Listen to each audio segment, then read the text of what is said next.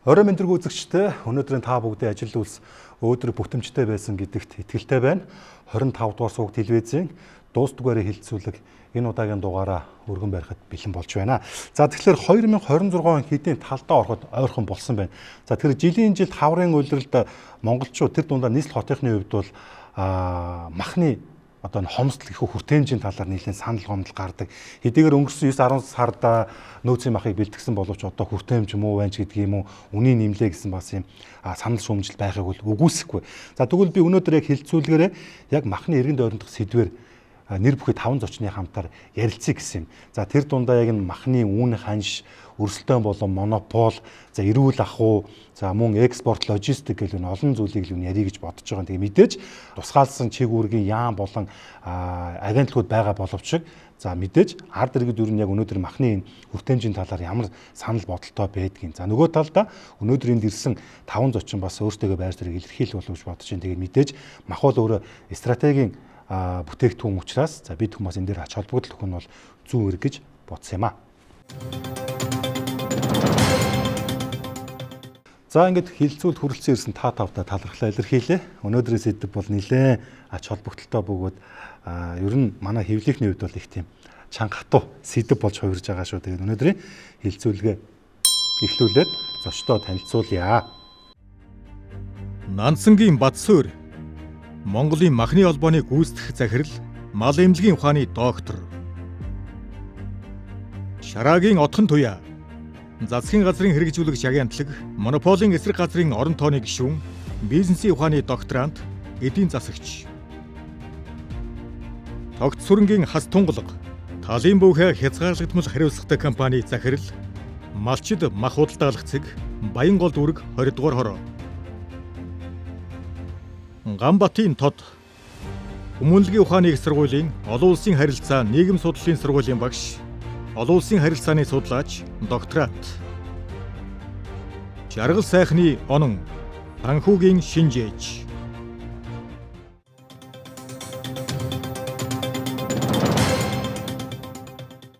Хилцүүлэг эхлэхдээ би зүгээр та таваас хувийн л байр суурийг сонирхож байгаа шүү.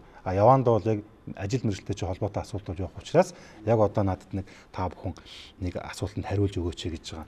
За өнөөдөр бол ингээд хоньны шулсан мах бол зүгээр миний ойлгож байгаагаар бол нэг 25-6 мянга хүрч гисэн. За үхрийн мах бол одоо 30 мянга гарсан гэдэг нь бол айл 3 дугаар сард бол тодорхой болсон. Тэгэхээр юу гэж асуух гэдэг нь гэхэлэр яг өнөөдрийн үн ханш яг зах зээлийнхээ бодож яг хуулиар явж гин үү? Эсвэл зарим талдаас арай дэгссэн одоо магадгүй тэр ченж гэдэг юм уу илүү ашиг олохын төлөө энэ үн хөөрөгдсөн байх магадaltaй. Зүгээр л нэг өөртөө бодлого нэг ганц нэг өгүүлбэр хариулж хичээл гэж байгаа. За танаас эхлэе. Тэгээ яг үн аншны асуудал бол зохицуултгүй байгаа л да. Тийм учраас бодит гэж хэлэхэд үгтэй байна. Маш олон хүчин зүйлүүд нөлөөлдөг. Тэр олон хүчин зүйлүүдийг харгалзаж засгийн газар бол оновчтой зохицуултын механизмыг бүрдүүлэх шаардлагатай байдаг. Тэр юм бол ингээд одоо бол зөвхөн нөөцийн мах гэдэг юмар энийг зохицуулах гэж оролдож байгаа. Тэгэхээр наан байгаа бусад олон хүчин зүйлүүдийг харгалзаж үзэж зохицуулаагүй нөхцөлд үн бол яг энэ улирлын чанартай хомсдлын үн бол тэгж амар одоо зохицуулагдаж чадахгүй. Таны хувьд? За монополийн эсрэг газар бол хуучнаар шудраг өрсөлдөөн хэрэглэгчийн төлөх газар. Ер нь бол үн тогтоох байгууллага биш. Одоо 7-8 хууль дээр бол хэсэгчлэн болон бүтнээр нь хэрэгжүүлж явдаг байгууллага байгаа. Миний хувьд бол одоо ер нь манай байгууллагын харж байгаагаар ер нь судлаад ажиллаж байгаа шүү дээ. Энээс харахад бол экспорт бол өмнөх жилүүдийг одоо 25 онд одоо энэ статистикийн Гайлийн ерхий газрын экспортын мэдээ байна л да. 25 онд бол нийт 70,400 тонн мах экспортлсон байна. Тэгэнгүүт өмнөх жилээс бол 33.3% өссөн байна. Тэгэхээр эн чинь нөгөө хөлийн цаана аж ахуй эрхлэгч нар үнэтэй махаа зарахын тулд дотооддоо нийлүүлэхгүй тэрийгэ бариад байна те хангалттай бэлтгээд байгаа мөртлөө хомсдол бий болоод байна гэдэг нь тэгээд хөлийн цаана өндөр үнэтэй учраас тэрийг гарах гээд энийг бол бодлогын яамд нь юм уу бодлогоороо ер нь бол ковот тогтоож өгч юм уу хязгаарлалтай байж ээж одоо ингэх хэрэгтэй байхгүй тэгэнгүүт эн чинь нөгөө хязгаарлалт байхгүй байгаа учраас ингээд дийлэнх нь гадагшаа гараад байна. За ямар ч байсан махны экспорт, махны одоо ер нь үн зах зээл дээр ер нь жилийн жилд хавар баг зэрэг нэмэгдэх хандлага байдаг. Энийг бол уул нь эсэргүүцэж одоо засгийн газараас нөөцийн мах гэдэг зүйлийг гаргаж ирээд үнийг бол ер нь тогтоох ямар нэгэн байдлаар зах зээл дээр үүсэж байгаа альва эрэлтийг хангах зорилгоор бол энийг хийгээд явчихсан. Олон жил чиний хийж ирсэн сайхан мундаг байсан. Гэхдээ өнөөдөр бол үүсэж байгаа махны үнийн өсөлтөнд нөлөөлж байгаа айгүй оловчин зүйл байна. Жишээлбэл одоо өнгөрсөн жилүүдэд байгаагүй боловч энэ жилээс эхлээд дэлхийн нийтийн сонорыг мялаач хід элдэлэх зүйл явдал буюу энэ Америк, Ираны асуудлаас үүдэлтэй тээвэр логистикийн гол одоо юу болох нөөц болох одоо хэрэглэн түүхийд болох дизель одоо түвшний үн нэмэгдэх. Гэтэл манай Монгол улс чинь өөрөө газар зүйн хувьд асар том газруудтай энийг дагаад тээврийн одоо зард татвал бас мэдээж өндөр гарах нь ойлгомжтой болно. Тэгээд өөрөө далаад гарцгүй байдал, түүхийн эдээс их хамааралтай байдал маань бас энэ тодорхой хэмжээгээр нөлөөлнө. Дээрээс нь бас энэ түрүүн дурддагдсан экспортын хэмжээ бас маш өндөр болж эхэлж байна. Жилийнх тусам бас ингээд ил өсөх болов гэсэн хандлага гарч ирж байна. Тэгэхээр чинь өөрөө ингээд энд бол нөгөө зөвхөн малын тоо толгой өсөхөөс гадна за тэгээ дээрэс нь энэ зах зээлийн эрэлт өндөр байгаагаас үүдэлтэй олон улсад болж байгаа үйл явдлуудаас хамаарат үзэхэд бас яалтчгүй энэ жилийн өсөлт бол бас энтэй бас их байгаа болов уу гэж харагдаад байгаа. За сая манай монополийн эсрэг газрын хүн болохоор экспорттой холбоотойгоор манай энэ залуу болохоор чинь шатхууны үн нэмэгдсэнтэй Ирантай энэ хоёртой болохоор чинь холбогдуулж махны үн өссөн гэж хэлвэл огт боломж огт байхгүй. Энэ бол худлаад өгнөлт байгаа. Яагаад түр нэ экспортын хамаагүй байдгүй гэж чинь экспорт нийт одоо махтын эзлэх хувийн жим болгож нөлөөл огт байхгүй. Маш бага байдаг хөөхгүй. Одоо нийт нэг 70 сая 60 сая мах одоо жилдээ бид нар чинь 15 20 сая мал одоо ядалж идэж байна те. Энд болохоор чинь ямар нэгэн нөлөөл огт байхгүй. Иран тэр энэ дайны юу болгож чинь бид нар чинь шатхуунаа болгож чинь зөвхөн Роснефтээс л авдаг.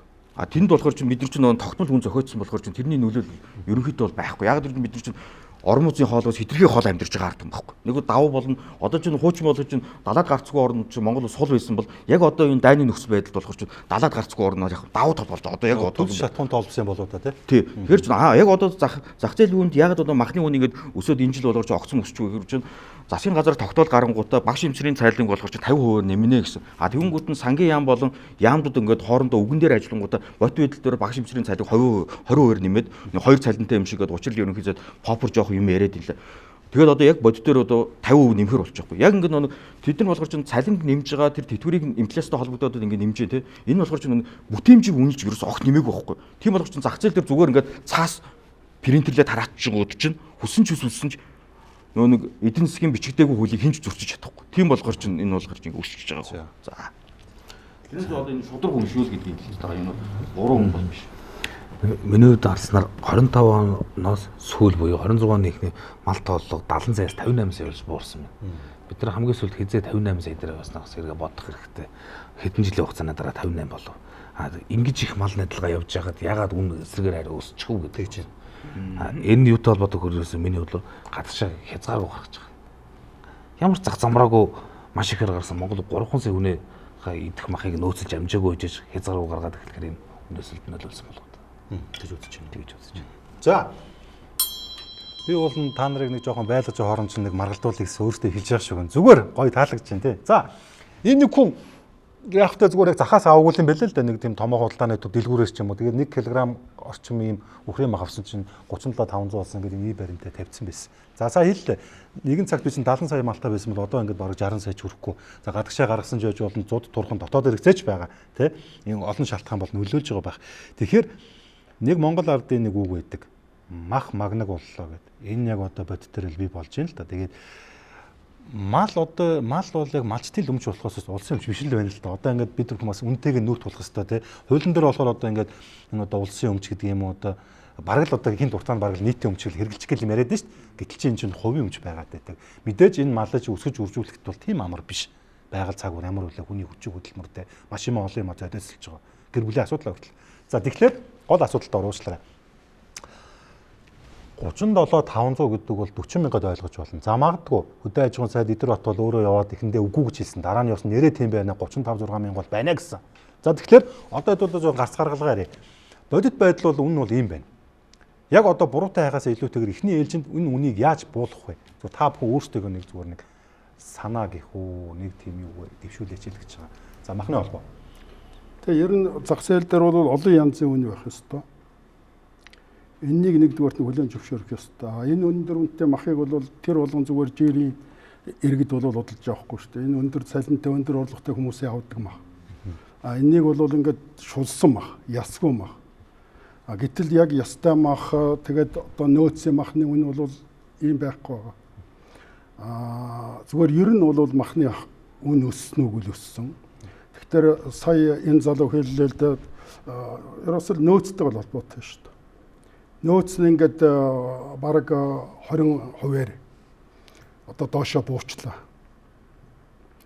Тэгэхээр 71 сая хүрч яхад байсан нөөц энэ 25 оны 25 онд бол доошоо буутсан байгаа шүү дээ. 24 онд маш хүнд өвөл болсон. Энэ хүнд өвлийн үр дүнгээр бол олон сая мал хорогдсон. Тэр дотроо өхөр хонь хоёр бол голлож хорогдсон. Тийм учраас өхөр хоньны махны нийлүүлэлт бол багасчихж байгаа. Малчид бол тэрнийг маш сайн мэдж байгаа. Тэгээд малчдын уламжилт бас сэтгэлгээ байна. Ер нь Монголын зах зээл дээр нийлүүлэгдэж байгаа нийт махны 98% нь бол бэлчээрийн мал аж ахуйгаас харсан мах байдаг. Бэлчээрийн мал аж ахуй гэдэг бол байгалийн хараат, байгалийн нөлөөнд дор байгаа. Тийм учраас энэ байгалийн нөлөөнд дор байгаа учраас энэ махны үн бол байнга ингээ хэлбэлзээд байдаг. Тэр байгалийн гамшигт өртсөн жилүүдийн хойд жилд нь махны хомсдол бол хүчтэй үүсдэг. Өөрөөр хэлбэл 24 оны зуудын тэр нөлөөлөл бол 25 онд үүссэн. Одоогийн энэ махны үнийн өсөлт бол 25 оны мах бэлтгэлтэй холбоотой. Мах гурлын үнийг доктортой байдлахад бас бол засаг төрийн бодлого шүү. 5-6 сар хүртэл доктортой махны нийлүүлэлтийг хангах нөөц бол бэлэн байгаа. Энэ бол шинэ мах. Дөнгөж сая бэлдсэн шинэ мах гэсэн үг шүү дээ. 11-12 сард л одоо бэлтгэсэн махуд. Олон сая малтаа гэдэг тэгээд махны экспортыг зогсоо гэж байгаа юм биш. Цагаан сар хүртлийн цагаан сарын худалдаа авалт, цагаан сарын хоронч худалдаа авалтын үзэсгэлэн худалдааны хүрээнд энэ махны үнэгээ докторжуулаа. Мах магныг болгож болохгүй шүү. 26 оны мах үлтгэл эхлээг байна. Тийм учраас 24 онд 100 болоод мал олноор хүлээ 25 онд нийт бэлтгэгдсэн махны хэмжээ бол багассан байж байгаа. Тэгээд тэр нь бол эргээд үнэнд нөлөөлж байгаа. За үнний өсөлт эрчимтэй байх уу? Эсвэл өмнөх шиг одоо ийм цогоо маягаар өсгөө гэдгийг бол түрүүн тэр залуу тайлбарлаад байна л да. Энэ нэг янз бүрийн улсуудын тэтгэвэр цалин ингээд нэг хүмүүсийн гар дээр очиж байгаа мөнгө нь нэмэгдэхийн хэрээр бол үнийн өсөлт бол ийм огцом явагдаад байгаа. Инфляц байгаа учраас тэр нь бол ингэж огцом одоо нэмэгдэж байгаа. Урд жилүүдийнхээс илүү анхаарал татах хэмжээнд нэмэгдэж байна гэдэг нь бол тэр цалин тэтгэвэр тэтгэмжтэй холбоотой, тэрний өсөлттэй холбоотой нийт махны үн ер нь яагаад энэ жил урд жилүүдийнхээс ингээд их өсөх болсон гэдэг нь нийт нөөц нийлүүлэлттэйгээ холбоотой. Нийлүүлэлтийн хомсд үүсэж байна л гэж ингэж. Монополь эсрэг газар бол үн тогтоохгүй ойлгомжтой. Гэхдээ энэ одоо байгаа үнийг нэг тийм буулгаж чиглэгдсэн ямар гаргалах юм байж болох вэ те? Одоо яг нөгөө энэ нөгөө дундаж анги бол тэрнээс доош одоо яг нэрэгдэд бас хүн сохил болж байна л да. Мэдээж болцоотой улсууд бол бүгдээрээ л хувьдаа малтаа тэр махаараа амьдарч эсвэл энэ том улаан төвөөс бол мөнгө харилцахгүй л авна л да. Гэтэл яг дийлэнх иргэдийн маань нөгөө хэсэг нь бол дундаж давхар бол үүнээс доош л байгаад байдаг. Үгүй ерөөсөө дээдлэн 5 хилээр дэше авч чадахгүй шүү дээ. 2 хилээр бүр хагас хилээр авч байна.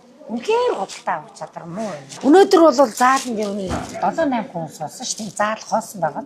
Махны орлогч байхгүй. Монгол улс болохоор чөлөө зах зээлтэй ус тийм ээ. Тэгэхээр нөгөө төрийн байгууллагаас ямар нэгэн байдлаар үнийг тогтооно гэж аахгүй. Бодлогоороо харин тэрийг ингээд барьж явах те. Одоо нөгөө хит өндөр өсөхгүй бах. Тэрэн дээр хяналт тавьж ажилладаг. Тэгээ манайх бол бас хэдий тэгж тогтоодгүй ч гэсэндээ хяналт тавиад одоо өргөн хэрэглээний барааны үний өсөлт ус өршлөн сэргийлэх шуурхай штаб нөгөө дор шант сайдын шатар сайдаар ахлуулад ингээд засгийн газраас яамдууд бүх яамдууд ингээд орсон ажлын хэсэг ажилласан шүү дээ. Тэгээ 22 худалдааны төв захуудаар яваад ямар ч гэсэн шалгалт үзлээ гээд ингээд гарсан үр дагаврын нэг зөвлөмж хэлбэрээр ямар бодлого цааш нь явуулах ёстойг зөвлөмжийг өгсөн байгаа. Энэ дээр бол жишээлхэд нөөцийн мах бол одоо өмнө хөдөө аж ахуйн яам дээрээс ингээд бэлтгэдэг байсан бол нийслэл рүү сүүлийн жил өгсөн тий. Тэгэнгүүт одоо нөөцийн маха ерөөсөө зөв нөөцлж чадахгүй байна. Менежментээ бас жоох ингээд одоо энэ жил 5,000-ыг нөөцлсөн гэж байгаа.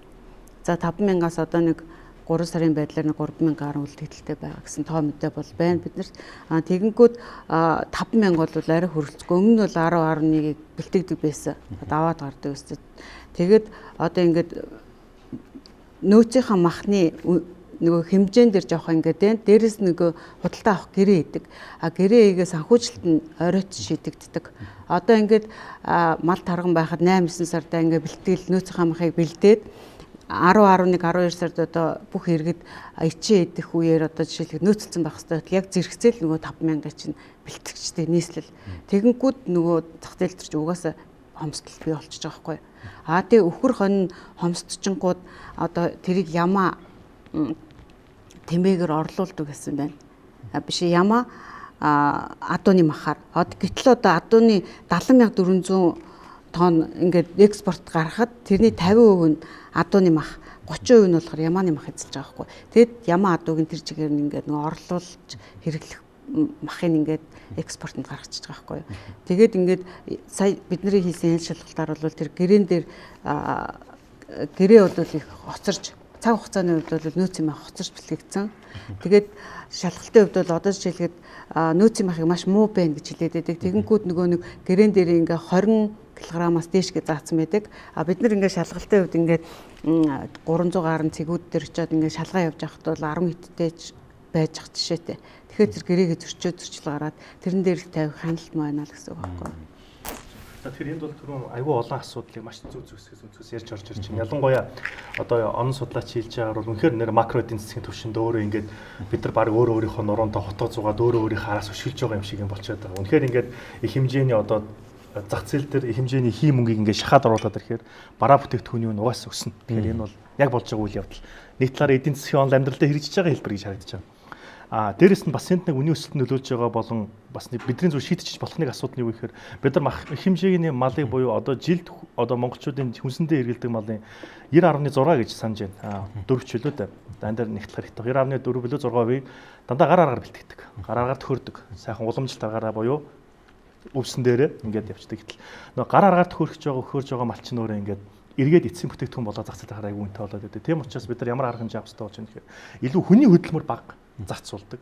Илүү технологичсон буюу үйлдвэрийн аргаар төхөрсөн малын тоог ингээд нэмэгдүүлээд эн чинь бас өөрөө эргээд нөгөө стандартын шаардлага хангасан цэвэр ариу орчин зөв зохистой байдлаар ингээд нядалгаанд орсон иймэрхүү үйлдвэрийн махын ингээд тоо хэмжээ арай бага эсрэгээрээ гар аргаар төхөрсөн малын тоо буюу нэг хөдөлмөр илүү шаардсан малын тоо ингээд махны хэмжээ өндөр байгаа даа өөрөө эргээд бас зах зээл дээр үнийн өсөлтийг шууд үүсгэж байгаа нэг хүчин зүйл болоод байгаа учраас нэг талаараа бас илүү стандартын шаардлага хангасан зөв эрүүл ариун цэвэр үйлдвэрүүдийг бас илүү олон болгох замаар эдгээр маань бас өөрөө тайлбар хилдгэлтэй бид нар бол ямар арга хэмжээ авч явахаар одоо чинь үйлдвэрүүдийн хувьд бол жилийн тодорхой хугацаанд ажилдаггүй.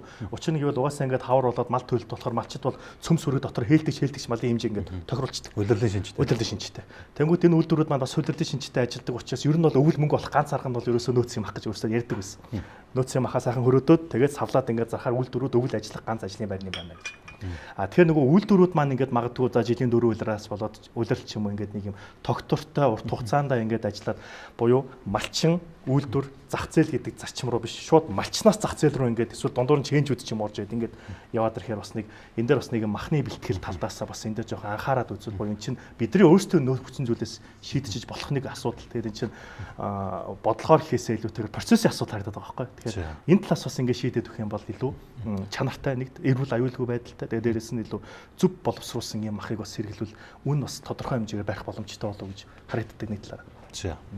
За түрүү манай энэ залуу болохоор чинь 70 сая мал маань 58 сая болоод буурсан болохоор махны үн өслөө гэж. Энэ бол үнэлэлгүй шал худлаа яриа байна. Тэгээ яагаад худлаа яриа вэ гэж чинь одоо Орос Бород республик гэдэг нь Монголын хойно байгаа Бород республикийг бүгд мэднэ шүү дээ, тий. Бород республик болохоор чинь нэг орчим сая хүн амтай. Гэхдээ малынхын тоо болохоор чинь гахаатайгаа нийлээд 700к 700 мянган байдаг. Хүн амынхаа тооноос бага гэхгүй. Тэгэхдээ тэнд болохоор чинь Бород өөрсдийнхөө махныхын хэрэгцээг хангачаад зэрэгэлдээ мужууд болгоор чинь эрхүүч юм уу те янз бүрийн мужуудынхаа махныхын хэрэгцээг хангадаг. Дайж Бородууд Монголд ирж буу зардаг. Тэгэхээр чи энэ нэг тоо хэмжээтэй бол хамаа ерөөсө байдгүй байгаа юм чинь.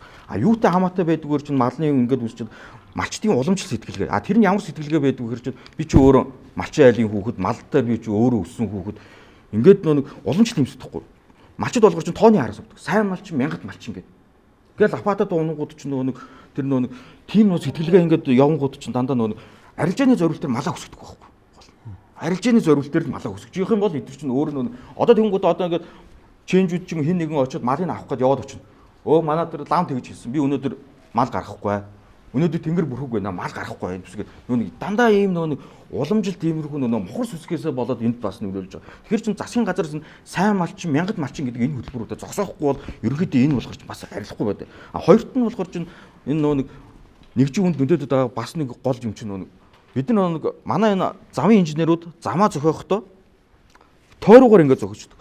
Одоо Улаанбаатар мөрөн хоёрын хоорондох зам болохоор ч ингээд шулуунаараа ингээд явах юм бол 550 км ч юм уу 580 км байдаг хэвгүй юу? Шулуунаа. Дөнгөч одоо ингээд замаа ингээд авч тохир ингээд замынхаа зургийг тохир зураа замаа барьсан чи яасан. Одоо болохоор ч 800 км явж иж мөрөн Улаанбаатар хоёрын хооронд явж байгаа хэвгүй. Таталтаа бол. Энд чинь тэгэхэр чин чинь нэгжийнхээ юмыг ингээд дандаа үр ашиггүйгээр ингэж нэмдэг. Тэгээд төвчиг замуудаа ингээд барина шүү дээ. Тэрүүг ингээд барих болгонгууд чинь лобби авилгад хээл хахууласаа болоод 50 км ч юм уу ойр зуурынхаа тэр замуудыг одоо ч өтөр барьдгүй. Айгүй тийм байна. Тэгээд гуравт нь болохоор ч махны нэгжийн үртгэд бол гол нөлөөд байгаа юм чинь яг түрүү ярьсан салин хөлс واخгүй. Одоо чи мэдэрч байна салин хөлс чинь энд нэмэгц одоо 2 сая төгрөг 3 сая төгрөгөөр ажил хийх хүн олтгоо бичдэг. Тэгэхээр ч үсүүсэйг нэгжийн үртгэд эдгээр нөлөөлөд байгаа шүү. За. Өнөөдөр юу гэж харж байна гэхээр өнгөрсөн 10 дугаар сарын 9-ний өдөр 25 оны 10 дугаар сарын 9-ний өдөр малчид мах худалдаалах цэг гэдэг цэгийг манайх өсгөн байгуулсан. Нээсэн. Тэгэхэд махны үнийг барих гэж бид нар 2 сар 20 хоног яг зүтгэсэн байдаг. Сүүлд нь махны үнийг хүчээр нэмсэн. Яагаад тэгэхээр малчид манай дээр авчирж 14,000 төгрөгийн махыг зарах нь малчтад ашигтай. Иргэдэж гисэн Дэнжимбэгтэр 16,000 авахад манай дээр 14,000 авчирч иргэдэд ашигтай. Тэгсэн дунд нь хэн охирсон гэхээр чэнжүүд охирсон байхгүй. Чэнжүүд яасан гэхээр 14,000-аар манах махын зараад эхэлсэн чинь чэнжүүд бөөндүүд авъя. Та нар бүх махаа зүгээр надад авчирал өгчих. 14,000-аар өгчих гэсэн. Малчид мэдээж хүн амраа бодно. Тэр ижээ өөрөө ирээ зархахаар тэд ч 14,000-аар бөөнд нь өгчүүд амраа байхгүй юу. Тэрний үр дүнд нэг сая сэлмэг бас нэг 2 залуу яриадсан үйлдвэрүүд чэнжүүд нь мөнгө өгөхгүй малчид нь 9 сараас хойш явсан. Тэр чинь нийгэмдэр байгаа л асуудал шүү дээ. Хүн хамгийн нэг өөрийгөө амарчилснаар эцсийн дүнд өөрөө охирогч болсон. Хэрвээ малчид мах худалдаалах цэг байвал махны үнийг бас жоохон бариадах боломжтой юм уу гэж хараад байгаа. За одоо нэг яриа байна. За одоо яриа ингээд системтэйгээр явж байгаа шүү. Түрүүн утхан туяа хэллээ. Намар ингээд нөөцийн мах бэлтгэсэн те. За тэгээд 5,000 тонн гэсэн. За одоо баг талаас илүү юм. За тал нь үлдсэн гэж ойлгоё. Үдэд баг зараадаа дуусчих хэвээр л доо. Гэтэл ингээд эн чинь үний хувьд тийм хямдхан биш байх шүү гэн. Тэгээд сая Нямбаатар чинь 3,000 төгрөгөөр нэмсэн. Гүр дээрс нэмлээ, хон дээрс нэмлээ. Тэгснээ нэг асуудал байгаа. Яг ийм асуудал үүсгэсэн бол яг түүлэн нөөцийн махныг нийсэж шилжүүлж байгаа. Урд нь болоод байдаг гэсэн шүү дээ. Тэгээ одоо ингээд нийс шилжүүлэнгүүд ингээд эзэн холбогдож байхгүй. Одоо би та тав дээр нэмээд хүнс хөдөө хөнгөн үйлдвэр яамнаас хүн ирсэн. Ирээгүй. Нийслэлээс хүн ирсэн. Ирээгүй. Мал эмнэлгээс хүн ирсэн. Ирээгүй. Надад юу гэж хариулж байгаа гэхээр тэр мэднэ би мэднэ өсвөл хинч мэдэхгүй гэдэг. Тийм дээс тонж найзгаа авардаг үлгэр шиг юм болсон. Одоо энэ миний утсан дээр маш олон мессеж байна. Хуцаар ярьсан бичлэг байна. Ерөөсөө эзэн холбогдож байдаг юм билээ. Нийслэлч ирээгүй. Тэгээ би юу гэж ойлгосон бэ гэхээр яг үндсэндээ бол зүгээр л энэ сайд дарга нар одоо энэ нийслэлийн ажилтнууд бол улс төр тэр нь чухал байгаа болохоос энэ нэг махны үнэний одоо хүртээн хэмжээний асуудал бол нэг тийм сонир биш байгаа болов гэж бодсон. Тэгэхээр ярианд эргээд байгаа. Нөөцийн мах бэлтгэл 6 компани нийлүүлж байгаа. Маш их хэл амтай байна. Сүүлдээ энэ 3,000-аар нэмсэн асуудлыг хүртэл энэ 6 компани нийслэлээс лобби гэж ярьж байгаа. Эдгээр хийжээж одоо ингээд алдаглаа нөхөхийн тулд авч байгаа. Уул нь аль бензин шатхуун гэдэг юм уу нийгмийн нөхцөл арай өөр байхад махаа бэлтгэсэн шүү дээ. Тэгэхэд одоо ингээд яг үндсэндээ бензин шатхуун нэмэгдээгүй л байгаа. Тэр Ормозын хоолой Иранд ингээд юм болж байгаа ч гэсэн яг боддоор одоо ингээд яг энэ одоо ялангуяа 92 дээр бол нэмэгдээгүй л байж байгаа. Тэгээ одоо ингээд манай мах бэлтгэх одоо ажиллах хүчин гэдэг юм уу процессыг одоо ингээд ийм зардлууд нэмэлт зардлууд гарч байгаа учраас үнэ нэмсэн гэж байгаа. Махны холбоо юу гэж энэ дээр ер нь бол энэ нөөцийн мах бэлтгэх тогтолцоо бол засгийн газар хариуцж болохгүй. Засгийн газар зөвхөн Улаанбаатар хотын засгийн газар биш шүү дээ. Тийм учраас Улаанбаатараас гадна хүн ам төвлөрсөн том хотууд байна. Тэднээс бүгд бас ийм асуудалтай байгаа шүү дээ. Тийм учраас тэр өөрийнхөө махыг тэр яг хариуцахад тэр засаг захиргааны нэг гэж байж байгаа. Тэр хүн амын хүнсээр хангах үүрэгтэй. Тэр доктортой хангалтын доктортой байлгах. Тийм учраас Улаанбаатар хотын засаг даргууд энэ асуудлыг хариуцах нь бол зөв. За нэгдүгээрт нь. Хоёрдугаарт нь энэ жил яг ингээд жоохон махны хомсдолгоор тэр 24 оны одоо мал өгсөнтэй уялдаад махны нийлүүлэлт хомсдож байгаадаа уялдаж ийм асуудал гарч ирж байгаа. Өмнөх жилүүдэд яадаг байсан гэхдээ зэрэг мах үлдэхтэй зэрэг нөгөөх нь борлогдохгүй нөөцийн мах. Энэ үнэн өсөд байгаа мах чинь дандаа шинэ мах л байгаа шүү дээ. Нөөцийн мах бол хөлдөөгд хадгалсан мах. Тэгэхээр хэрэглэгчид бол хөлдөөгд хадгалсан махыг ерөөсөө бараг тоодоггүй. Тэгэхээр наадам өнгөртөл бараг маха үйлдвэрүүд бэлдсэн үйлдвэрүүд зарж чаддгүй. Тэрнээсээ болоод үйлдвэрүүд дандаа алдагдлд ордог. Тэгвэл зэрэг та нар бол ингээд ноддонгийн бэлдсэн махыг одоо үн нэмлээ байрлаа гэдэг юм яриад байна шүү дээ. Гэтэл энэ бензиний үн чинь нэмэгдсэн шүү дээ. Яг тэр орон үзэн хоолой нөлөөлөөгүй ч гэсэн Монголын зах зээл дээр шатхууны үн бол хамаагүй нэмэгдсэн. Энийг та хүн бүгдээр мэдж байгаа. Захилгааны үн нэмэгдсэн тийм үү? Халаалтын нөгөө тэр махыг хөлдөө хадгалахын тулд тэр хүйтэн агуулгыг ажилуулахын тулд асар их хэмжээний захилгаан зарж байгаа. 24 цагаар тасралтгүй.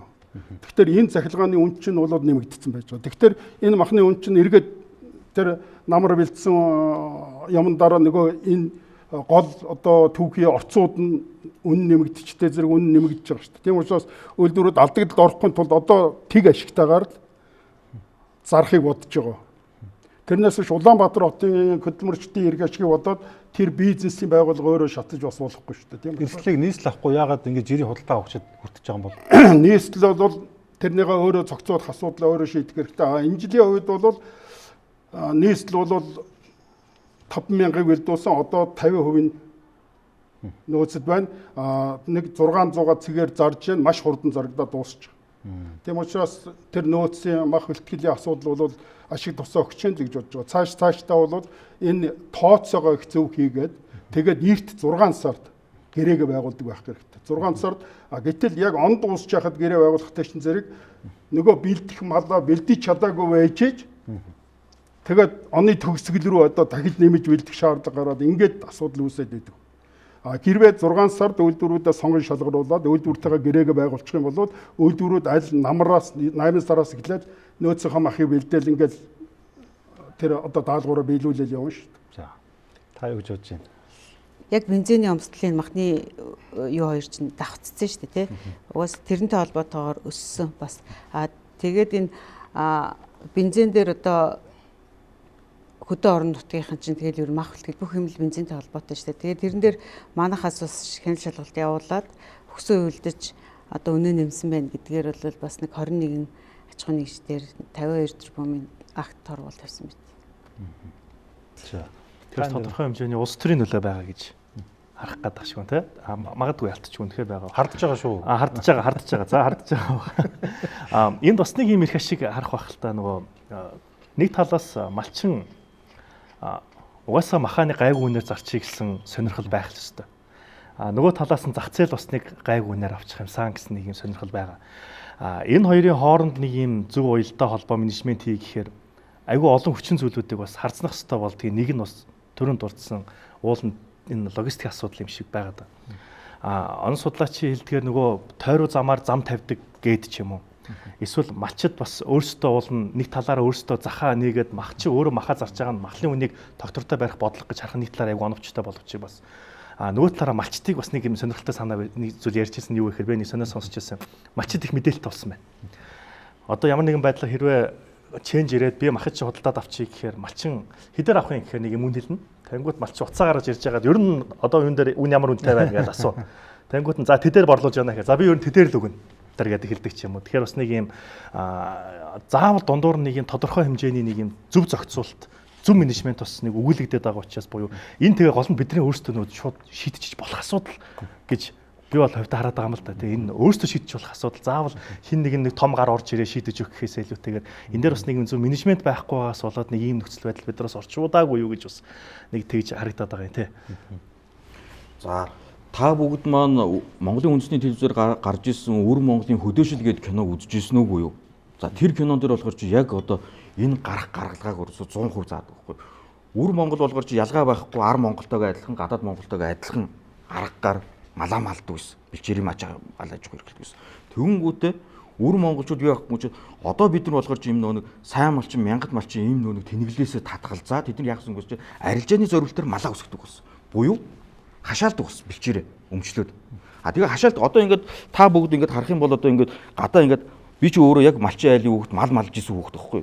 Хашааны ингээд өвс хашааны бус өвс хоёр чинь тэнгэр газар шиг ялгаатай байхгүй. Хашааны өвс ингээд төө болцсон байж байгаа. Хашааны гадна талын өвс болохоор чи ерөөсөө ингээд 2-3 баг шалмаг тоосон гэж болцсон байж байгаа байхгүй. Тэгэхээр чи бид нар ерөөсөө хашаал гарах хэмжээг сайн авч чадахгүй. Ерөнхийдөө миний хэлэх гээд байгаа цаас ханаа бол ерөнхийдөө бид нар болгож уламжлалт бэлчээрийн мал аж ахуйсаа бид нар татгалзах хэрэгтэй. Хашаалах хэрэгтэй.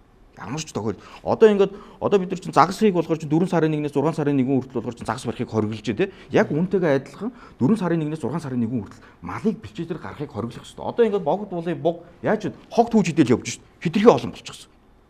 Одоо жишээлбэл Бород республиктээр марал бугыг одоо Түнхисгийн арайч манай эмээ болохоор чинь Түнхисгийн арай нөхгүй. Тэгээд Түнхисгийн арайны тэр марал бугыг өсгөж байгаа нөхч яг арилжааны зорилтыг өсгөж байгаа болохоор тэр айгүй гоё ингээд өссөн. Хог хизээч тэр марал буг болгоор чинь Түнхисгийн арайны марал буг хизээч ингээд богд булын буг шиг ингээд хог түүж идэхгүй.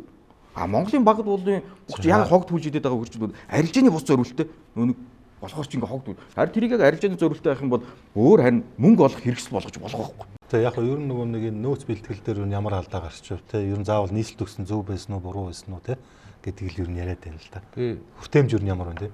За өнгөрсөн дээр нөгөө манайх 2 сар 20 хоног яг үдсэн ингээд 2 сар 21 хоног дээр үнийг нэмсэн байхгүй юу. Тэгэхэд яасан гэхээр 10 сарын 9-ноос 2 сар гэж 12 сард улсын нөөц явж эхэлсэн. Яг тэр үеэр манай захын үн 15 болсон чинь Дэнжимийн 15,500-аар аваад эхэлсэн байхгүй. Бөөндж авах нь 15,500-аар аваад гэтээ малчаан тэр дор мөнгө нөхгүй. Маргааш өгнө нөгөөдөр өгнө. Би зарж иж өгнө гэдэг. Тэр чэнж 15,500-аар ангуудаа ашиг нэмээд дараагийн дэлгүүрт өгнө. Дараагийн дэлгүүр иргэдэд өгөх байхгүй. Инхээр иргэдэд гар дээр очих үн өснө. Яагаад би нэг нөөцтэй холбож байгаа юм гэхээр улсын нөөц яг хөдөө мал дээр айл хотноос очиж авна. Гэхдээ хотод 15 болцсон байхад малчин юу гэж тэнд 9,000 өгөх юм бэ? Өгөхгүй шүү. Тийм учраас энэ нөөцийн чанар яригадаад байгаа чинь тийм асуудал байхгүй. Хотод үн өсөнгөт бүх малчин одоо хинтийн доронтын хой зумдуудаар яваад үзэр бүх малчин Starlink-тэй. Бүгд интернет хараад Facebook ухаас сууж утсан дээр. За хотод тийм үнэтэй байна. За тэндээс 1,000 2,000 төгрөг доогуур өгөхөөс биш. Тэгсэн нөөцийн мах нь 8-аас 10,000 гарч илүү авах тийм юутай гарцсан байдгийг. Тээврийн зардлаас. Зардлаа биш нэг махаа худалдаж авах үнэнд тэгж гарсан байдаг. Тэгэд очиод авахаар ямар мах ирэх үү мэдээж 8-10,000-д онд орохгүй борлон төлөг шүтлэнгүүд л очино бяруу бодлоо очино. Ингээд нөөцийн махны чанар яригдаж байна. Одоо саяхан нэг юун дээр Нямбатар дарганы нэг лайв дээр харж ирсэн. Нэг иргэн очсон чинь нөөцийн чинь мах байгаа царайг нь хардаа гэж 16 кг-тай хоньны гулуу зохорч ойлгомжтой чинь борлон төлгөл байгаа шүү дээ. Онд орохгүй юм. Тим эмиг хүмүүс идэх дургу. Одоо манай зах дээр жишээл өнөөдрийн үннийг харлаа л да. Хоньны мах 22,500 энэ шинэ махны үн. За шинэ мах нь шүү. Цул мах нь 24,000 яг өнөөдөр өглөөний үн. Таны саяны дэлгэсэн дээр харснаар хоньны мах чинь 21,000 гойгоо. Биш ээ. Илүү 29,000 гоцсон байв уу да. За энэ яг зүгээр нөгөө зах худалдааны төвүүд дээр яг нөгөө дундаж үнэл явж ил байгаа л бахал та. Тэгээ одоо тэгээд хаад мөн бол их л бага л гэж хэлж байгаа шиг байна. За нэгэнд үн ярьсных ийм байна нөхдөө. Мал бол хувийн өмч. За энэ дээр бол санал нэгдсэн. Малчин малаа эдэн төгрөгөөр зарах нь бол тэр хүний эрх. За ойлголоо. Тэгэхдээ одоо юу гэх юм бэ? Тэр хүн аман дурсан үнэ хэлээд байвал эн чинь үндсэндээ тэр махыг хин худалдаж авч идэх. Одоо хотын наажууганд бол хэцүү байна. Би юу гэж бодож байна гэхээр одоо сайлын 5 үнэ нэг 20 жижигхэн одоо тэр нэг хойны ямаатай ч юм уу болъё л гэж бодож байна. Одоо ийшээ гараад нэг Төв аймгийн нэг айл нэг суманд одоо нэг юм жижигхэн өрхий аж ахуй эхэлт юм уу яа тийм те. Би үндсэндээ одоо дийлхэ болж штэ. Одоо юу гэдэг хүн болгон тийм хөдөө амьдардаг тийм малтай хуйтай хадмууд байдаггүй л байлгүй дээ тий. Тэгэхээр би юу ч хэлэх гээд байна гэхээр үнийг барих чадахгүй нь бол ойлгомжтой. Гэхдээ нэг тийм лимит хязгаар байх хэрэгтэй байж болох уу? Одоо юу гэдэг яг энэ үнээс бол арай танад давуулж болохгүй. Энэ инх юм бол эргээд нийгэмд одоо юм махны олдоц гэдэг юм уу, инфляц гэдэг юм сөрөг үр дагаврууд гарч ирнэ гэдэг те. Би хатуу барина гээгүй шүү. Зүр үн дээр ингээд нэг зохицуултыг харах тал байна уу? Яг хөө ингээд нэг дундаж ангийнхан чинь энэ нэг 3,000-аар нэмэгдсэн нөөцийн махыг чи авч जैन. Зарим нь бол авахгүй байна. Гэхдээ бас энэ чинь юун төлөө бас нэг энэ үн ханш байгаа билээ. Төр засаг гэж байгаа билээ. Нийслэл байгаа үстэй чи аймаг орон нутаг гэж байж яах ёстой юм бол. Тэр энэ альч улс орн бол энэ хүнсний хангамжийн асуудал, хангамж нийлүүлэлтийн асуудал бол маш их хурц асуудал болчиход байгаа юм. Ялангуяа энэ ковидоос хойш бол дэлхийн улс орнууд бүгдөө энэ дээр онцгой анхаарах болсон. Тийм учраас энэ улс орнууд юун дээр анхаарж байгаа гэхдээ зэрэг нийлүүлэлтийн хэлхээ гэдэг, нийлүүлэлтийн сувгуудаа маш онцгой анхаарч байгаа. Тэгээд тэр нийлүүлэлтийн сувг нь ямар ч одоо эрсдэл одоо хүндрэл тохиолдсон тэрнийг даван туулаад хангалттай одоо тогтвортой байлгах ийм чадвартай нийлүүлэлтийн сувгуудыг бий болгохыг зорж байна. Монгол улс бол зүгээр цааснаар бол энийг бичиж байгаа боловч яг өнөөдөр нийлүүлэлтийн сувгийг ерөөсөө огт ханхаарахгүй байгаа. Одоо энэ залуучууд яриа л байна. Би эдийн засгийн дотроос яг нийлүүлэлтийн сувг нь одоо ийм байгаа юм гэдээ ярьж байгаа судлаач нэг ч алга байна. Гэхдээ зэрэг хамгийн гол нь энэ махны үн өсчлөө гэдэг энэ дайгуун өндөр үнэ яриад байна тийм ээ. Тэр өссөн үнний чинь хэдний яг малчинд очиж байгаа гэдгийг судлаад гаргасан хүн байна уу? Яг малчин нь бол баг эндээс ашиг хүртэж чадахгүй л байгаа шүү дээ. Гэтэл энэний ашиг хэн рүү явж гэнэ үү гэдгийг хамгийн түрүүнд энэ судалгааны байгууллагууд судал тогтоож энэ төр засагт мэдээлэх шаардлагатай шүү дээ. Гэтэл хинч тэрнийг хийх байгаад. Биднээс бол энэ махны өртгийн сүлжээ, энэ нийлүүлэлтийн сүлжээг нь одоо яг шинжлэх ухааны үндэстэй тогтоодсон мэдээлэл хайгаад ерөөс олдохгүй байгаа. Биднээс өөрсдөө судлыг гэвэл энэ чинь бас өртөг зардал хэрэгтэй. Энэ хэний ажил юм тэгвэл? Энэ судалгааны байгууллагуудад ажилласан. Энэ эдийн засгийн одоо судалгаа явуулдаг өдөрчнөө одоо хүрээлэн байна.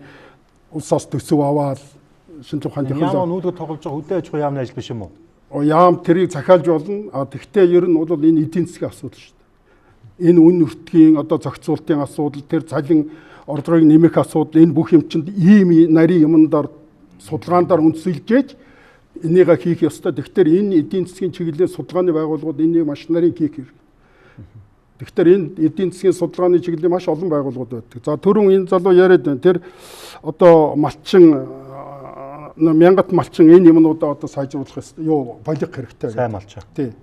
Ер нь бол одоо энэ нийлүүлэлтийн сувгийг сайн байлгахад хамгийн түрүүнд их усүр нь хинээс гарч байгаа. Мах бол малчны одонд үйлдвэрлэгдэг. Тэр мал үйлдвэрлэгдээд махан тасралтгүй төв суурин газар руу нийлүүлж явах хэрэгтэй. Тийм учраас эцсийн тэр үйлдвэрлэж байгаа тэр хүнийг дэмжих хэрэгтэй, урамшуулах хэрэгтэй. Тийм учраас ухаан Австрали гэхэд бол тэр хөдөө аж ахуйн одоо фермерүүдэд бол тэр хотын оршин суугчид нь бол маш хүнтэйгээр одоо ханддаг, тэднүүсийгээ урамшуулдаг, магтдаг. Тэгтээ яг энэ малын тооны өсөлтөөр биш.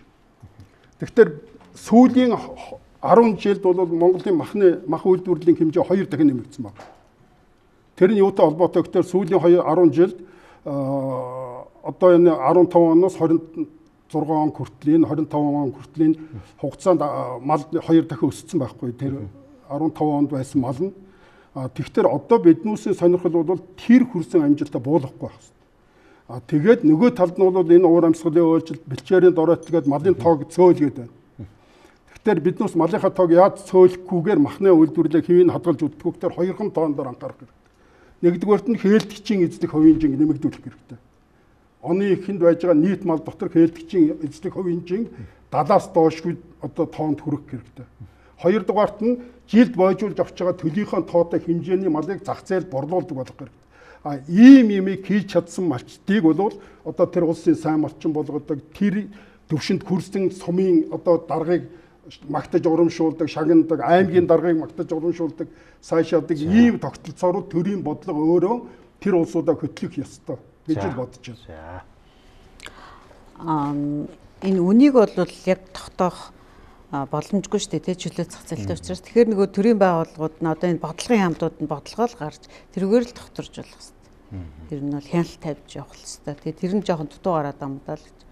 Яг нь зүгээр ийм лимит тогтоож болох уу гэж яахгүй. Тэгэхгүй бол одоо нөгөө тэр малчингийн ч бас бид нар хүчээр бас аманд орсон үнэ хэлээгээд бас муулаа шүмдэж болохгүй юм. Одоо яамаа. Уу харин тий одоо ингээд экспортыг хязгааргүй тавьсан ингээд маш ихээр экспортлж штэ тий.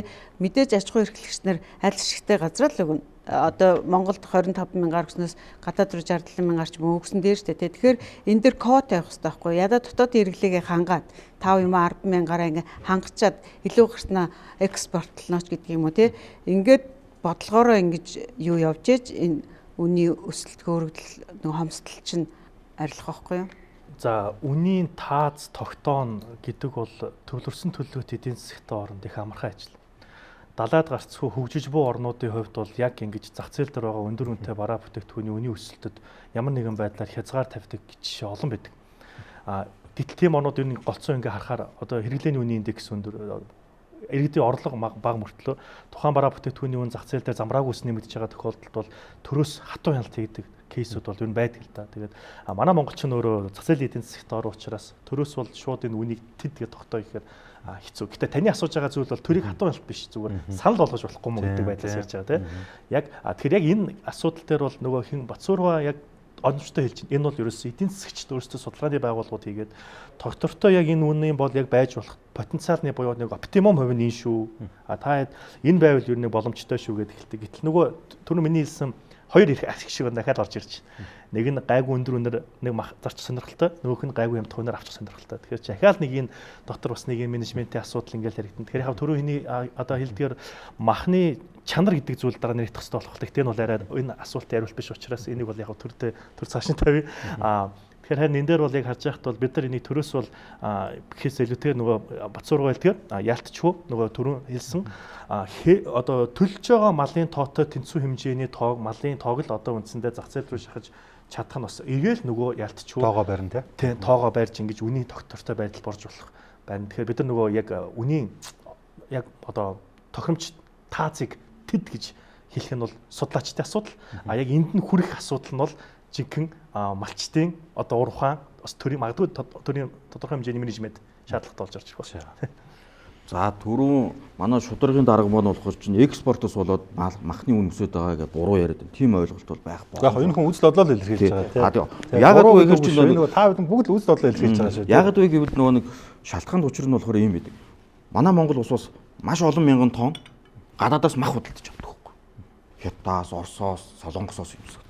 Тэрийг дахиад гахаа өөр янз бүр. Тэр чинь манад байхгүй шүү дээ. Тэгээ худалдаж авдаг. Тийм болохоор чинь нэг экспорт импорт хоёр чинь ерөнхийдөө би нэг тоо хэмжээний хувьд бол мөргөө явчихж байгаа. Тийм болохоор чинь экспортын нөлөөл байхгүй гэдэг цаа санааг нь хэлж байгаа. Хоёрдугаар болохоор чинь Монгол улсад болохоор түрүүн манайхан хэлж гин чөлөө зах зээлийн эдийн засгт орон тийм болохоор яг Монгол улс болохоор чинь эдийн засаг судлаач хүний хувьд ингээ хэлэх юм бол Монгол улс чинь зах зээлийн эдийн засгт орон бол биш үү. Ягаад гэвэл зах зээлийн төр болгороо нийлүүлэлтийн бодлогыг барьчихдаг. Тэгээд одоо жишээлбэл шударгын хүн болгож торгон шийтгэн гэдэг агаад яасан нь төр өөр үнд оролцоод авахгүй тодорхой хэмжээгээр ямар нэгэн байдлаар заавал оролцож байгаа. Тэгэхээр чи Монгол улс болгож биржийн харилцаа өгч байгаа багт. Одоо биржийн харилцаа гэдэг энд сая манай залуу нэг хальт дурдаад өнгөрлөө. Айгүй зөв санаа. Биржийн харилцаа гэдэг чи яах нь зөвхөн мөнгөөр өгж авалцсан тэр харилцааг хэлдэг байхгүй. Дараа тооцоо гэдэг ойлголт өглөг дараа нь би зарчаад махныхаа мөнгийг өгнө гэдэг ойлголт эзэж байж болохгүй. Тэр харилцаа гэж. Хоёрт болохоор мал болгоор чинь хувийн өмчгээ түрүүн хэлсэн тий. Тэгвэл малыг болгоор чинь 100% хувийн өмч гэж хийж болохгүй. Яагаад гэвэл тэр мал яг өсдөг тийм өртөг зардлыг бүрдүүлж байгаа тэр бэлчээр нь болохоор чинь төрийн өмч хэвээр байгаа даа. Тэгэхээр чинь нөгөө төрийн газар нутаг дээр байж байгаа малыг 100% хувийн өмч гэж бас хэлж болдгүй байгаа. Малын бэлчээрийг хувьчлаагүй зөвхөн малын хувьцсан тохиолдолд бол тэр болгоор чинь яагас واخгүй. Яагас явчихад байгаа. Тийм болгоор чинь тийм. За Австрал түрүү анх Батцуур дарга болохоор чинь дурдчихсан Австралд ингээд Австралд болохоор чинь ингээд зарим тохиолдолд болохоор малын бэлчээр дээр нь очиод хонь аав гэх юм бол пэр үнэгүй байдаг. Австралд малын бэлчээрээс нь очиод аав. Яг тэгвэл нэг тоо хэмжээ нь өсчихсөн. Бэлчээрээ бохирдуулаад байгаа. Мал ингээд нэг баа шээс нь болохоор чи агаар хүрсээ бохирдуулдаг. Тухайраа нугаар хүрсээ өвддөг тийм байх. Норвегид болохоор чи одоо жишээл нь юу байж байгаа? Малаас болохоор чинь агаар хөрс бохирдуулсны албан татвар авдаг баг. Яг одоо уул уурхатай адилхан. Ягаад гэвэл чинь малын туурай болохоор чинь маш их бэлчээрийг өвддөг.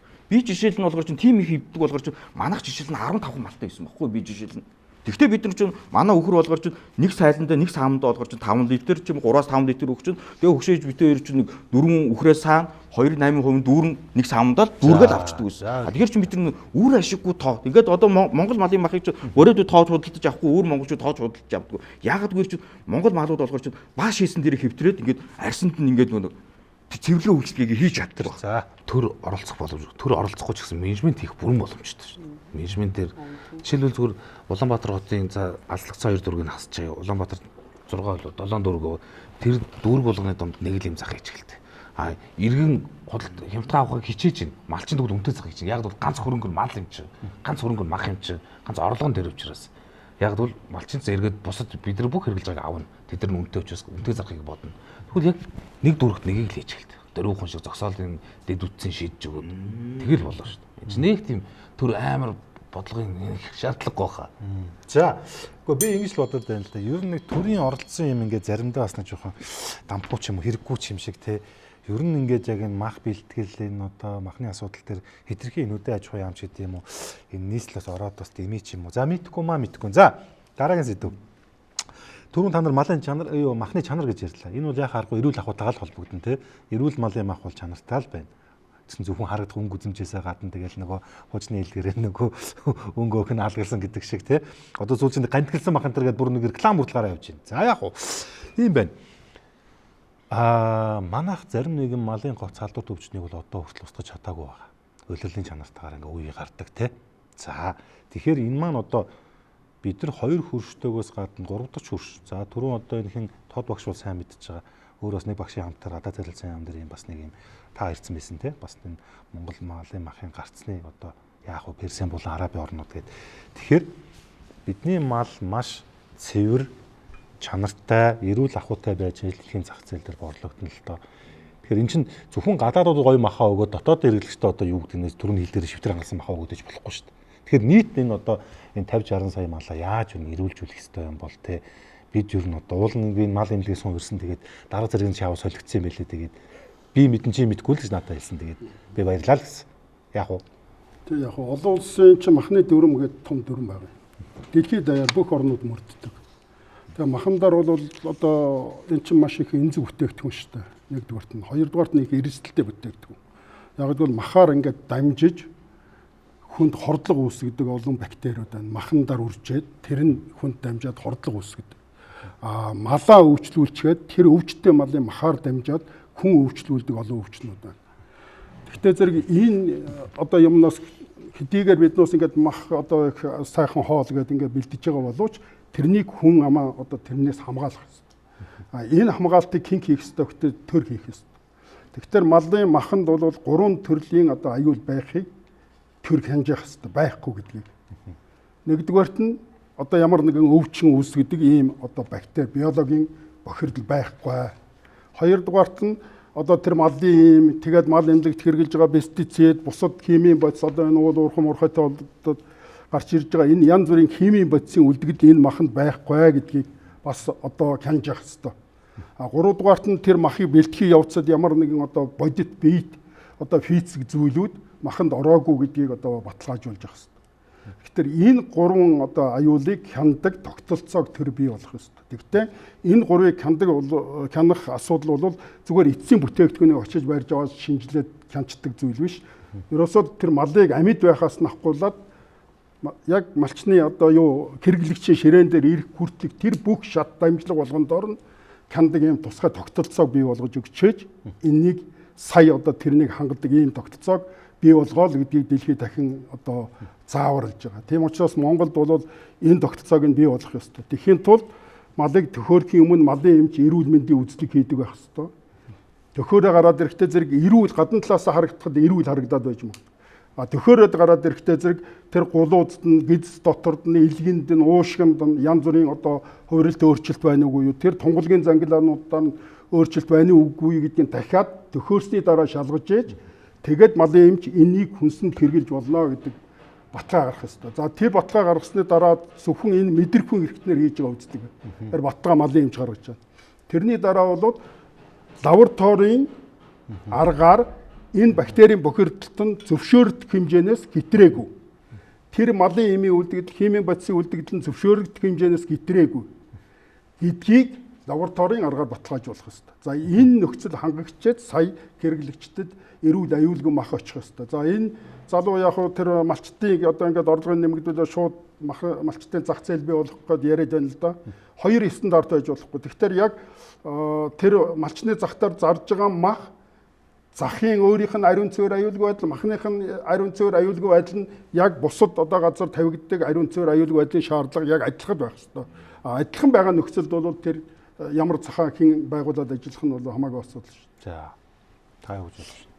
За энэ нөгөө малын орогдолтой холбоотой түрүүд ирсэн шүү дээ. Одоо нөгөө өнгөрсөн жилийн нөгөө цуднаар бол одоо 60-аас 70-60 сая малтай болсон гэдэг. Тэгэхээр нөгөө нэг сайн малчин гээд одоо тоонд анхаарах биш гээд байгаагийн чинь малчид өөрсдөө бас мэдцээ.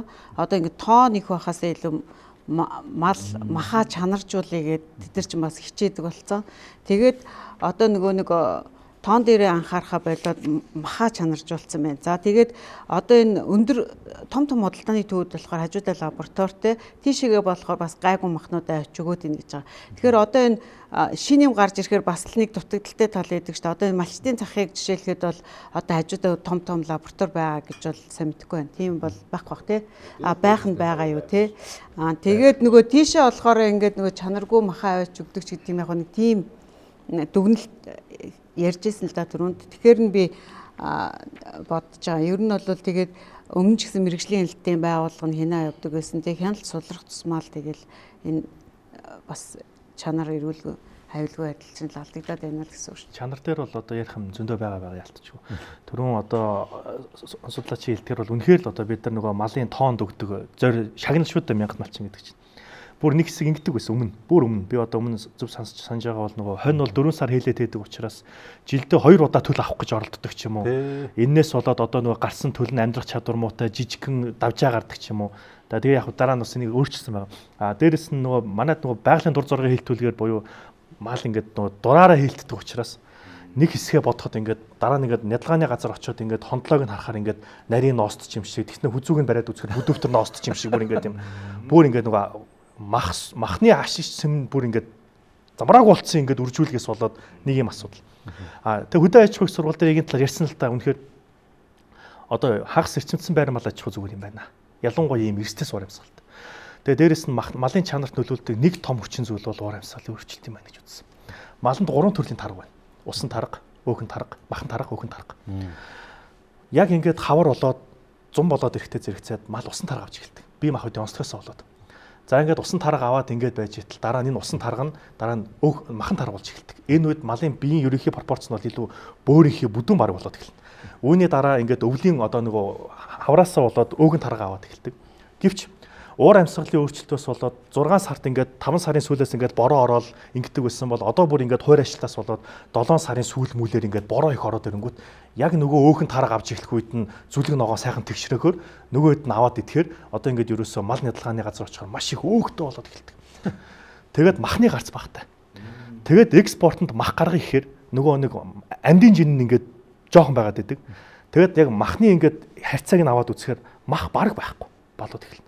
Тэнгүүт би ингээд тал дүүрэн малтай мөртлөө тал дүүрэн нэг балынх нь амьдын жингээс гарах махны гарц нь бага учраас ингээд баахан малтай нөгөө хэд нь бараг махгүй.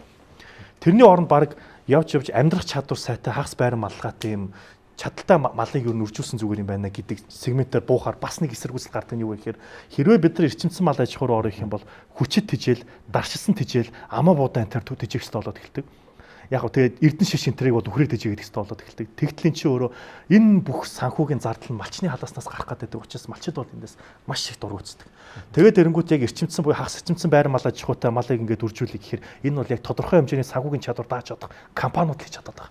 Тэнгүүт нөгөө прайм мит энтер гарч ирээд л метагро энтер чинь ингээд мөнгө хайж чадаад байгаа нь бол энэ үнэтэй холбоотой болж тараад байгаа. Ер нь бол бид нар чадна. Гэтэ одоо энэ дээр бас санхүү ярих хэрэгтэй болов уу гэдэг ийм асуудал үүсэж байгаа. За экспортод махаа бид нар бол гарч байна. Тэгвэл бүрээдүүд ч юм уу өвөр монголчууд бол монгол махыг бол тоож худалдаж авдаг байхгүй. Сая яг харахгүй монгол мах болохоор ч дан өөх мах байхгүй байдаг. Тэгэхэнгүүтээ монгол мах чи экспорт гаргаж байгаа. Тэр нь болохоор ч дэлхийн эдийн засгийн хоригт орчихсон Иран мэтийн тэр усууд л авч байгаа. Гадуурхах гэсэн угаасаа бүс нутагтаа ингээд янз бүрийн юмд гадуурхах. Тийм усууд л яг үү. Авч гисэн бусд орнууд нь нийлүүлэхгүй байгаа бол. Тэрнээс биш ингээд Иран чөлөө зах зээлийн эдийн засгт нэрнгээсээ ингээд ороод санкцнасаа гараад ирэх юм бол монгол махыг бол тоож авахгүй. Хотоос ингээд манад ингээд хашаанд ирэнгүүтээ гайхаж байгаа юм чинь. Яасан гэж.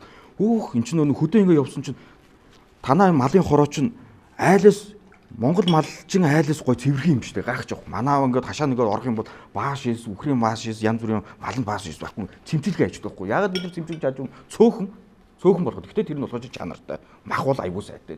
Өөх бараг байхгүй. Одоо манайх чинь би ч нэг малаа нийтлээд идэхт болохоор чинь дан мах байдаг. Өөх аягүй багтай байдаг. Тэгэхээр чи бид нар шинжлэх ухаанчаараа малаа өсгөөч гээ. Одоо тэгээд сая нөө Батцуур даргын хэлгээ Алтай Республикийн нэг хончин пасстуух болгож чинь ярьцлага өгч байгаа байхгүй. Би болохоор чи малаа ингээд өсгөхөд бол ямар ч асуудал алгаа. Гол нь зарахад болохоор чи асуудал үүсэж байна гэсэн чинь яг аргагүй тэр ахын саяны хэлдгэр нөө аюул олон тэр эрүүл ахын шаардлагуудыг тавьдаг юм л. Тэгэд эмч зөвшөөрсөн тохиолдолд тэрийг арилжаанд оруулах хэрэгтэй. Тэгэхээр чи нөө төр болохоор нөө эрүүл ахуй дээр нь хяналт тавиад арилжаан дээр оролцохыг ерөөсөө тас хорих хэрэгтэй юм л. Оросын тэр нөө төр болохоор чи тэр малчин малаа арилжихад нь бол огт оролцохгүй, гол нь тэр эрүүл ахуй дээр нь бол амар өндөр гянал тавьдаг. За. Монгол улсын 3 сая 600 мянган хүн ер нь жилд хэдэн килограмм мах иддэг юм бэ? Энэ талаар ер нь судалгаа байдаг юм уу? 9 сая килограммаар 9 сая гэдэг чинь өрөөсгөлтэй байхгүй. 9 сая хүрээ мүү 9 сая хонь юм уу? Шал өөр шүү дээ. Хэдэн килограмм мах иддэг. Эхлээд тэрийг гаргачих хэрэгтэй. Дараа нь бид нар жилд хэдэн килограммыг экспортлох боломжтой тэрийг гаргачих хэрэгтэй. А түн дээр код тавьчих хэрэгтэй. Тэгэхгүй ижиж нэг л гадагшаа экспорт хийгээд байдаг дотоодынхоо хэрэгцээг хангаж чадахгүй ижиж өнөөдөр ямар байдалтай байгаа вэ? А тэгчид нэг шинжлэх ухааны эрсдээс илүү эхлээд тоон дээр гарсан дээр байгаа. Тэгэлээ манай одоо улс биднээс дээр л хүмүүс дээр байгаа байлгүй дээ. Энийг боддгол байлгүй дээ гэж боддог шүү дээ дотор. Тийм түрүү таны хэлсэн дээр бас нэмэт хэлэхэд бол манайх тооцоо гаргаж үзээд жилд бол 100 мянган тонн мах экспортлох боломжтой. Жилд 9 сая килограмм билүү дээ гэж би санаж байна. Махны хэрэглээтэй байдаг гэж сонсч ирсэн юм байна. Тэгэхээр энэ дээр бас магадгүй өшөө илүү нарийн бас байх шаардлагатай байна. Эрүүл мэндийн сайдын бат усын журам байдаг. Нормтэй. Норм. Монгол хүн хоногт хэдэн килограмм мах одоо хэрэглэх үү гэдэг. Тэгэхээр 2017 онд бат усын эрүүл мэндийн сайдын журмаар бол яг энэ улаан махыг бол 120 граммыг хэрэглэнэ. А 120 граммаар нь ингээ хэрэглэх тооцоог нь гаргаад ирэхтэй зэрэг яг хэрэглэнээсээ бол нэг 300-аас 400 мянган тонн мах бол илүү ордог. Бодит амьдрал дээр бол монгол хүний хэрэглээ бол 3 дахин их байна. Одоо бол нэг 360-аас 400 грамм махыг хэрэглэж байгаа хоногт.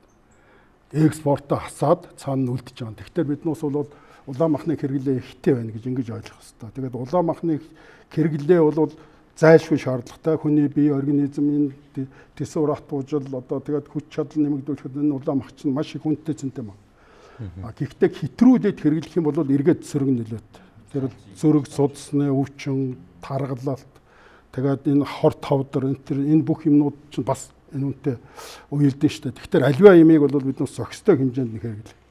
За ер нь бол Монгол малчин бол ингээд одоо их муу мал юм аа, эрчимцээ аж ахуй хөгжүүлнэ гэсэн ерөнхий санаанууд гаргаж ирээд байна л да. Нэгдүгээрт нь, хоёрдугаарт нь Монгол малын махны чанар их муу, дандаа өөх болцсон гэдэг.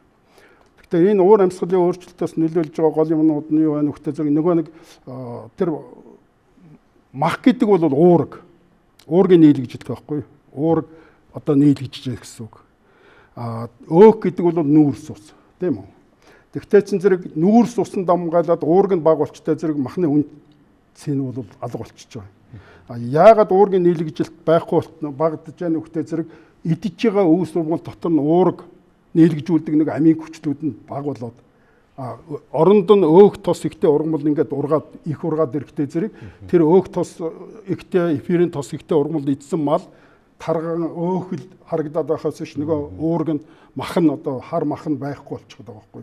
Тийм учраас бид нус энэ бэлчээрийг одоо сэлгээтэй ашиглая, даацын тохируулъя гэдэг байгаагийн гол нь юу гэхтэй зэрэг тэр уург үүсгдэг тэр үн цэнтэй ургамлын нөхөн сэргэж ургах бололцоог нь энэ бэлчээрт байгальд олох ийм асуудлыг яриад байгаа юм. Тэрнээс ш ерөөсөө ингээд жил болгон тавтал нэг бэлчээрээс ингээд өвлжнээс нэг 2 км-аар холдож буучгаал тэгэл одоо буцаал өвлжэнд ордог. Энэ хооронд чинь бол тэр бэлчээр чинь сэргэж чадахгүй шүү дээ. Тийм учраас тэр Цогтгэр Баатар гэж их мундаг хүн байсан надыг одоо залуу байхад Ховд аймгийн Дариу сумын одоо Хөдөлмөрийн Баатар Цогтгэр гэж хонь хариулдаг хончин. Тэр хүн бол ингээд хонийг одоо махан тарга авахгүй болоход үүрэг нь эсгэлэн хурган чигтэй газар хариулвал махан тарга бүрэн авд юм а гэж. Намхаа Нямбаваатар мөн одоо тэр ямар ургамал идсэн мал махан тарга авдیں гэдгийг ингээд заагаад өгсөн. Гэтэ зэрэг одоо бол энэ орчин үеийн залуу малчид бол тэр малаа таргалуулдаг ургамалтай газар малаа одоо 100 таргалуулж оторж ингэж явах хэрэгтэй. Тэрнээс хөл газрын одоо тэр эфирийн тос ихтэй ийм нам дор ургадаг ургамалтай газар тэгэл байгаад байх юм бол мал нь бол махан тарга авч чадахгүй шүү дээ. Тэгээ махан тарга авч чадахгүй байгаа бол ялангуяа орчин үеийн хэрэглэгчид бол өөх ихтэй махыг бол тоохоо байцсан шүү дээ. Австралийн тэд бол 1.5 см-аас дээш зузаантай мах чинь бол муу ангиллаараа бол чанар муутай махныхаа ангилд ороод явчихж байгаа. Нэг сэдв ярина. Энэ жоо хэрүүлийн сэдв зөө. Та нар хариулахгүй ч гэж болно. За би зүгээр та нарыг өөр нь өөрийнхөө усанд хүндэл унах гадалгаа санаатай шүү дээ. Шууд хэлчихье. Юу хөө Малчтын нийгмийн даатгалын шимтгэлийг төр даанаа гэсэн. За энэ хууль хэрэгжээд эхэлсэн. Хэд хэдэн улс төрчийн санаачлаад бараг сонгуулийн PR болсон баг. Тэгээ яг одоо локийн зөрчил гарч ийн л да. 5 нөхдөө мал хувийн эмчин бол яахлаараа татвар төлөгчд малчтын нийгэм даатгалыг төлж байгаа юм тэгвэл энэ малчид энэ малынхаа махыг биднэрт ингээ хямдралтай үнэр гэдэг юм уу те зарим тохиол хандилж ирсэн үү? Бид 10 жилдээ байхдаа л малчтад зориулаад 100 турхан гэдэг одоо чөлөнцлаа юу гэдэг ингээл явдаг гэсэн. Одоо 10 жилээр тийм байд би мэдэхгүй байна. За яг би малчид болон иргэдийн хооронд би дайнд игдэхгүй шүү. Зүгээр зүр шудраг байг гэвэл бас шудраг баймаар л байна л та тий. Яагаад бид малчтын нийгэм даатгалын 50% төлж байгаа. Яагаад малчны 3 хүүхдийн нэгний сургуулийн төлбөрийг бид нар төлж байгаа. Яг би ингээд зүгээр нэг талд мэдгэж штэ. Та нар энэ дээр яг ямар бодолтой. Энэ бол илүү нөгөө ажил мэргэжлээс илүүтэй хувийн нийтийн бодлыг асуугаад байгаа шүү. Тий. Нэгэн зах зээлийн бид яг үнэлгээгээр л энэ махыг худалдаж авч байгаа юм бол яагаад тэгвэл биднээс тэгвэл ингээд эргээд юм аваад байгаа ингээл юм байна л та. Хин ч хариулж болно шүү. За та сүүлд хариулж. Та их хариулж байна. За тий би хамгийн сүүлд нь хариул. Ягаад гэвэл би ингээд яримаар юмнууд их байхын хугацаанд ингээд шахаад бас тасалтаад болохгүй. Тийм учраас хамгийн сүүлд нь бас ганц нэг минут нэмж өгч магадгүй гэж байна. За та дөрөв. Малчид бол бас адилхан татвар төлөгч нар малын үеийн татвар гэж төлж байгаа. Тэгэхээр яг улсаас хөнгөлөлт урамшуулах бас эрхтэй шүү дээ тий. Тэр утгаараа бас хөнгөлж иж магадгүй. Өөр ямар нэгэн лобби юм орж байгааг би бол сайн мэдэхгүй. Миний угаас л тэгж хэлж болох. Одоо бол бас нөгөө малын татврыг чинь авч чаддаг болчиход байгаа ш татврын алба чинь. Одоо тооллогынх нь үнээс тэгээд нөгөө эдгээр чинь хоорондоо энэ малчдаг ч гэсэн одоо нэг ий баримтаа өгч чаддаг чаддгүй ийм байсан. Одоо өөрийнхөө нөгөө нэг гар утсан дээрх ий баримт аппликейшнээс ингээл уншуулаад ий баримтаа өгч жишээ нь. Тэгээд ингээд нөгөө харилцаанд ороод эхэлсэн шүү дээ ер нь малчд бол. Тэр чинээгээр бол татвар төлж байгаа ах гэж бодож байна. Би яг татварт 17 жил ажилласан. Гэхдээ яг сүүлийн үеийн тоо мэдээг бол одоогоор хэлж мэдэхгүй л байна л да. Ер нь бол төлж байгаа. За ямар бодолтой. За бид яг за татвар төлөх өмнөөс нь татварын төлж өгөх асуудлыг бол яг нэг өнцгөөс бол ингэж тайлбарлаж болох байх. Яг энэ бол санхүүгийн хүний үндэс биш шүү. Ер нь бол яг үннийг хэлэхэд бол сүүлийн жилүүдэд малчтын мал хүмүүсийн тоо ер нь сонирхол мал ер нь мал хэрэг байна уу юу асуудал. Дэлхийн аягүй олон улс оронд нэг үзэгдэл ажиглагдсан. Тэр нь юу гэхээр хотчих хөдөлгөөн ихсэх нь өөрөө эргээд хөдөө аж ахуйн салбарт ажиллах хүчнийг автоматар бууруулж байна гэдэг дүгнэлт гарчсан. Нэгдсэн үндэсний байгууллагын одоо нөгөө urbanization буюу энэ суурин хотчлтын талаар тайлан дээр ингэж нэг гарсан байдаг юм байлээ. Тэр нь юу гэхээр сүүлийн жилүүдэд ингээд хотчих хөдөлгөөн нэмэгдээд ирэхээр дагаад нөгөө хотод амьдрах хүмүүсийн тоо нэмэгдэхээр энэ улсууд чинь өөрсдөө нөгөө хоол хүнс бэлтгэх хүмүүс биш учраас яг хөдөө аж ахуйн салбар буюу тэр мал аж ахуйн салбарт ажилладаг хүмүүс нь яалтч вэ нэг хотын буюу суурь амьдралтай хүмүүсийнхээ хэрэгцээг хангаад байна. Тэгээд жил ирэх тусам хүмүүсийн хотчих хөдөлгөөн нэмэгдээд ирэхээр тэнд амьдрах хүмүүс, төрх хүмүүс гээд айгуус буураад байд юм байна. Сулрд юм байна гэдэг дүгнэлтийг бас энэ дэлхийн олон улс орнууд дээр нэг юм үйл явдал ажиглагдсан юм байлээ.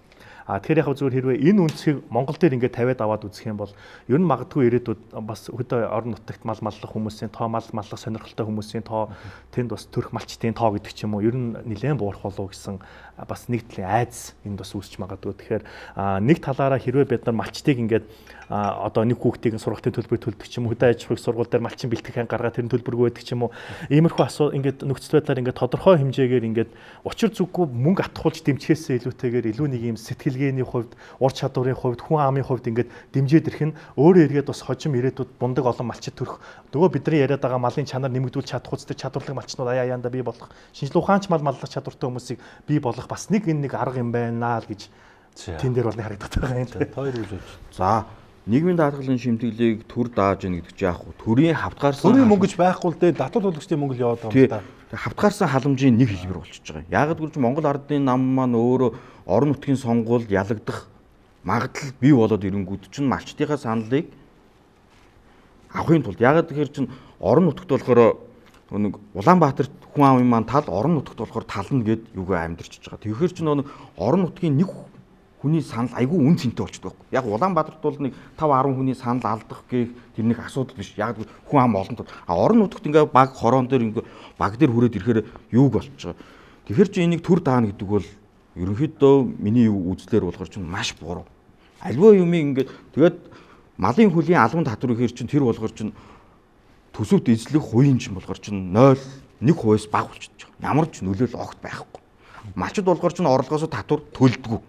Бусад бизнес эрхлэгч шиг. Бүх юм нь хуулиараа хөнгөлөлтөө чөлөөлөгдөд явчихж байгаа. Тэгэхээр нөгөө тэгэж хөнгөлөлтөд чөлөөлж өгдөг дээр нэгээд тэгээд орон нутагт болохоор ингээд би одоо жишээ нь Хөвсгөл аймгийнхаа цагаан үрс хонод би очиод ингээд амьдрий. Мал маллж. Надаа өвлжөө олдохгүй, хаваржаа олдохгүй, цуслан олдохгүй. Юу ч олдохгүй байсан. Яг тэр чинь манай хуучин намайг байх чинь цагаан үрс юм хүн ам нэг 2000-аас одоо 3500 болоод яг Монгол улсын хүн ам даяараа нэмэгдээд байхгүй. Яг Улаанбаатар хотод маш олон хүн амьдарч байгаа нь үнэн. Гэхдээ орон нутгийн хүн ам бас өсөд байгаа байхгүй. Ялангуяа ирчүүдийн тоо маш өндөр. Залуучууд, ихнэргүй залуучууд маш олон байгаа. За.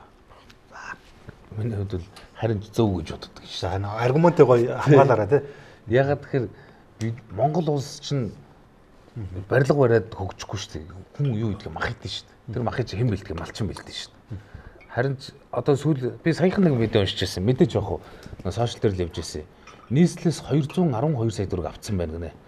Яагаад гэдгсэн чинь хөдөөч малчин болоод. Зөв шүү дээ. Гэр бүлийн хоц тий. Хотоос нэг төгжрлийг чинь нэг машиныг гаргаад өгсөн байна шүү дээ. Мөнгөнд үн жоох их үж магадгүй л тий. Гэхдээ яг иймэрхүү байдлаар зөвхөн жоохон дэмжих хэрэгтэй болов уу? Энд чинь бас нөгөө нэг засгийн газрын нэг төлөвлөлийг сааруулах бодлогын хүрээнд тэр бодлого ч гарч ирж байсан байхгүй. Тий одоо Испанд ч юм уу одоо Италид болохоор ч хөдөө орон хөдөөлөө явах юм бол дэмждэг. Одоо Норвегид ч юм уу тий. Яагаад гэвэл чинь тэнд болохоор сумынх нь хүн ам нь хөдөөнийх нь хүн ам багасаад байгаа байхгүй. Монгол болохоор чинь нэмэгдээд байгаа байхгүй. Би ерөөсөө миний хэлж байгаа санаагийн аргументыг болохоор ч манай энэ залуу ойлгоогүй юм л да. Хөдөө болохоор чинь манай одоо цагаан үрсэн юм би дөнгөж сая яг өөрийнхөө бодит фактыг ярьж шүү дээ. За. Ер нь бол яг энэ чинь хотчлтын үр дагавар. Тийм учраас тод багш бол энэ хотчлтын үр дагаврыг сайн ярьсан учраас би энийг дэлгэрүүлж яриад хэрэггүй гэж ингэж бодож байна. За хоёрдугаарт нь бол дэлхийд дээр 800 сая хүн өлсгөл байдалтай байна. Тэгэхээр Монгол улс хүн амаа энэ 800 сая хүн ам байгаа энэ орны тоонд оруулахгүй байхын тулд энэ малчтын талаар хөдөө аж ахуйн ажиллагчдын талаар энэ тусгай төрийн бодлого явуулах хэрэгтэй. Одоо хөдөө мал малж байгаа залуу хүмүүс малчтын ихэнх нь ингээ ганц үе залуучууд болсон. Нөгөө нэг октоудаа ингээ сургуульд явуулсан, буцаад тэр сургуульд боловсрол эзэмшсэн, мэрэгжил эзэмшсэн октод бол буцаад тэр хөдөөгийн тэр хүнд нөхцөлд очиж чадахыг хинч хүсэхгүй. Та нар ч гэсэн хүүхдүүдэд явуулахгүй. Би бол тэрийг сайн мэдж байна. Тэгтээ зэрэг тэр хөдөөгийн тэр хүн ам тэр хүнд нөхцөлд тэр одоо ажлын байр маш хүнд, амьдралын нөхцөл маш хүнд ийм газар ажиллаж байгаа хүмүүст бол тэр одоо онцгой хайр халамж үзүүлэх ёстой. Энэ зэрэг байтхан. Тэгтээ бусад энэ өндөр хөгжилтэй орнууд бол хөдөө аж ахуйд маш их датаас өгч байгаа. Тэр датасын нэг хэлбэр нь бол энэ одоо нийгмийн даатгал одоо бусад энэ янз бүрийн юм нь бол хариуцах ёстой. Хоёрдугаарт нь тэр өөрөө тэр малчтын яг орлогыг бүртгэж чадахгүй байгаа шүү дээ. Тийм учраас бүртгэж чадахгүй байгаа учраас тэр ямар одоо юу авахаа бас өөрөө шийдэж чадахгүй байгаа гэж ингэж бодож байна. За дээрэс нь бол энэ залуугийн яриад байгаа бас тэр улс төрийн шаардлага байгаа. Малчид бол өөрснөө нийгмийн даатгалаа төлөе л гэдэг. Би малчидтай очиод зөндөө ингээд уулзчихсан. Та нар одоо тэгээд энэ хэдхэн төгрөг ингээд төлөөлөө өөрснөө тэгээд нүүр бардам өөрснөө би нийгмийн даатгалаа төлтсөн энэ үйлчлэгийг аавна гэдэг ингээд тийм тэтгэврээ аавна гэхэд ямар ч асуудал байхгүй шүү дээ. Гэхдээ зэрэг биднээс төлнө. Төлөхөд бэлэн байна. Ганцхан тэр өөрөө тэгээд ингээд хууль мөл гаргаад биднээс өмнөөс ер нь бол ингээд хараад байхад ингээд малчтын яг нарийн амьдрал, нарийн одоо сэтгэл зүй, зовлонгийн мэдхгүй хүмүүс малчтын урдаас ингээд маш их ярьдаг. Тэгээ асуудлыг шийдэх гэж оролддог. Энэ хурал дотор одоо малчны төлөөлөл байна уу? Байхгүй шүү дээ. Дандаа энэ том төв суурингийн газрын тэгээд дандаа том сэхэтнүүдийн хүүхдүүд одоо их хурал сууж байна тийм үү? Тэгтэл яг тэр малчны амьдралыг огт мэдэхгүй байж малчны урдаас асуудлыг шийдэх гээд оролдоод байгаа нь их аюултай байгаа байхгүй. Тийм учраас одоо энэ малчны тэр яг зовлон тэр нарийн ширийн юмыг яг тэр малчны оролцоотойгоор шийддэг байх талаас нь бол тэр одоо анхаарах ёстой гэж би бол хэлмээр байна. За танд ч юу цаг загнууллаа да би. Ахын үгэн дээр бол нэг үг нэмжлээ. Одоо бид бас төрөөс болгоор чинь ирчүүдийнхээ сэтгэл зүг ганц бие одоо эрэхтэй тэр малчдынхаа сэтгэл зүг анхаарахгүй бол амиа хорлолт бол малчин залуучуудын амиа хорлолт бол амар уу. Манай Хөвсгөл аймаг одоо жишээлбэл өмнө говийн дараа 2 дугаар ангид орчих. Ингээд аль суманд орсон ингээд тооноосоо өөрийгөө дүүжлээд ганц би ингээд олон сар өдөр хоног ингээд амьдэрдэг нэг өдөр өөрөө шоко барьж дийлэхгүй өөрийгөө тооноосоо дүүжлээд алчаад. Тэр чинь энэ дээр л онцгой анхаарал тавихгүй тэр яг сая яг бол зөв хэлж байна. Одоо яг улсын хурлын 126 гишүүн дотор яг ингээд мал малж исэн хүн байна уу гэвэл яг төвдөө төрж өссөн нач хүн байна уу гэвэл байхгүй байхгүй. Яг аргагүй тийм байгаад байгаа. За одоо ер нь бол хугацаа төгссөн. Одоо ерөнхийдөө яа гол юм руугаа нэг ор. Энэ бас нэг орхигдох гээд байгаа сэдв. Энэ нөгөө малчтын махагтай шууд гар дээр нэгэд одоо нэг юм явж байгаа те. Энэ одоо манай нийслэл хотын тэнд ингээ байгуулагдж байгаа. Юу гэж асуух гээд нэхлээр цах худалдааны төвөөс гадна яг малчтын махыг одоо ингэж худалдан борлуулалтын цэг байгуулагдсанаар үн чанар те энэ бусад зүйлс ер нь бол эрг нөлөө авчирсан л би асууж байгаа. Та хэд мас нэг товчхон хариулаач. За энэ төлөөлөл суучаас нөө хариулцтай ингэ дээр. Мэдээж байгаа. За 100 байгаа. Яг энэ зураг дээр хэн зах 2025 оны 9-р сарын 17-нд лөө нээсэн санагдаж байна. Тэгэхэд гадуур үхрийн мах ямар үнэтэй байсныг өнөөдөр энэ нэгэн ч санахгүй байгаа баг. Тэгэхээр би яг 9 сарын 20-нд би бичгүүрэн төзөлдөөд зах бас нэг гээд бичгүүрэн төзөлдөө явж байхад хаан уул дүүргийн худалдаа ажиллуулсан хилцээний дарга нь би дөнгөж өчигдөрхөн гэрийнхээ үүднээс 26 сая төгрөг мах авлаа. Тэгэхэд энэ манай энэ цэгмлийн зах манай зах дээр нэгцээр үхрийн мах 14 мянга болсон. А зарим үед 13 мянга ч хүрч ирсэн. Нийлүүлэлт одоо элбэг өдрүүдэд 13 мянга хүрч ирсэн. А тэгэхэд иргэд яг тухайн үед нэг 2 сарын хугацаанд бол туйлын байртай байсан. Яг л 26-7 мянган мах чинь тал дээр очсон учраас. А тэгэхээр энэ нь ямар сөрөг үр дагавар авчирсан гэхээр чэнжүүдийн жоохон одоо худалдаачдын ашиг орлого буурснараа тэд нар ирээд үнээр автоматар өсгсөн баг. Яг л тэдэрт одоо орж ирэх мах байхгүй болсон учраас. А гэхдээ яг тухайн үед бол махны цэгүүд дээр мах хангалттай ирж исэн. Гэнт нэг өдөр байхгүй болсон. Яасан гэсэн чинь чэнжүүд үнэ нэмсэн. А тэгээд ялгаа авахгүй адилхан л эн чинь чөлөө зах зээл дэвждэг бол адилхан үний нэмээд малчтыг оруулахаас аргагүй болсон. Мах эрг үр дагавар авчирсан. Эрүүл мэндийн шаардлага дээр заах зарим нэг олон борооны дараах мөх шиг маш олон гарсан.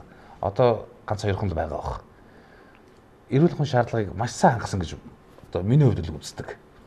Та хүн санаж яадаг бол саяхан өвлийн нэвтрүүлгүүд явж илсэн Дэнжимийнх дээр 0 орж ирэл тэр гуталтайгаа тэр чигээрээ одоо ачсан том амбартай машин дотор шиг махан дэгрэг шиг явж байгаа шүү дээ. Тэр махын та бид нар ганзан дээрээс очиж хоол болгоод аваад идэж байгаа юм. Харин малчид өөрсдөө ирэхээр ямар давуу тал байдгийг гэхээр өөрсдийнхөө машин дээр бэрзентэнд боогод ирсэн. Ядаж шүү. Бэрзентэнд боогод ирсэн. Зарим нь бол уутлаад ирсэн байдаг. Жага амжиргатай малчид бол тэд нар ирээд манай лабораторид махныхаа дээжийг өгөөд дээж хариу гарахаар малын за окей одоо ор гэхээр нь ороод лангуун дээр яг эрүүл мэндийн шаардлага бүх юм шаардлага стандартын дагуу хувь зэрэглэлийн өмсөд ядчил зүүн гартаа хутга барьдгүй гартаа тэр төмөр бэйлийн өмсөд зардаг байхгүй. За та энэ малчид мах худалдаа цэг дээр ямар бодолтой байна? Ер нь нийгэмд бас өр өгөөж өгсөн үү? Одоо юу болж байна? Ер нь бол төрөн бэхээс олон улсын хэмжээний гэдэг юм тусгай одоо махны дүрэн байд юм аа. Монгол улсын засгийн газар 2022 онд энэ махны техникийн зохицуулт гэдэг ингээд техникийн зохицуулт журам баталсан. Заавал мөрдөх стандарт. Тэрэн дээр бол энэ махыг одоо бэлтгэх зарах энэ бүх юмнуудыг бол маш нарийн заасан байна. За энэ журамтай бол харьшаалж байгаа нэгдүгürt нь.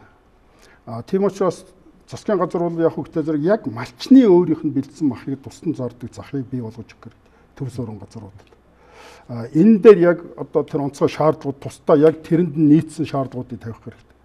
Тэгэхээр малчны яг өөрийнх нь гараар бэлдсэн мал бол биднээс уламжлалаараа бол маш сайн цэвэрхэн бэлддэг.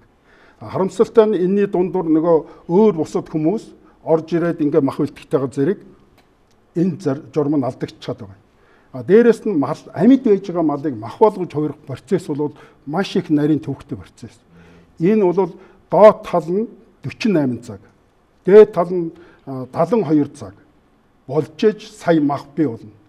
Малыг одоо зүгээр ингээд нэг амийн таслангууд л бараг мах болчтой юм шиг ойлгоод байна. Тэгтэл амийн таслан гэдэг нь зөвхөн тархины үйл ажиллагаа мэдрэх тэр мэдрэмж нь алдагдж байгаа болохоос ш нөгөө махныг бүрдүүлж байгаа эд ис нь үхэд дууслаа 2-оос 3 хоног одоо болдог байх нь шүү дээ. Тэгээд тэр нөхөд дуусахтай зэрэг pH гэдэг юм нь 5.7-оос доош буугаад ирэхтэй зэрэг тэр мах чинь мах болж өрж байгаа. Энийг хангагддаг байхад төхөөрлөө халуунаар машины арлуу чигэж авцраад ингээд захтаар авцраад цус нүжийг гойжуулаад зарж байгаа мах. Таавал дэмжихгүй л байгаа юм тийм. Тэр нь бол угаасаа эрүүл ах ариун цэврийн талаас огт болохгүй л байгаа байхгүй. Малчин бол 3 хоног малаа төхөөрөөд идэв гэртээ ханан дөлгөөд 3 хоног болгодог. 3 хоногтой эхний өдөр гиз дотроо чанж идэн, 2 дахь өдөр нь үлдэгдлээр нь бууз хуушуур хийж идэн, 3 дахь өдөр нь толгой ширээ хуухалж идэн.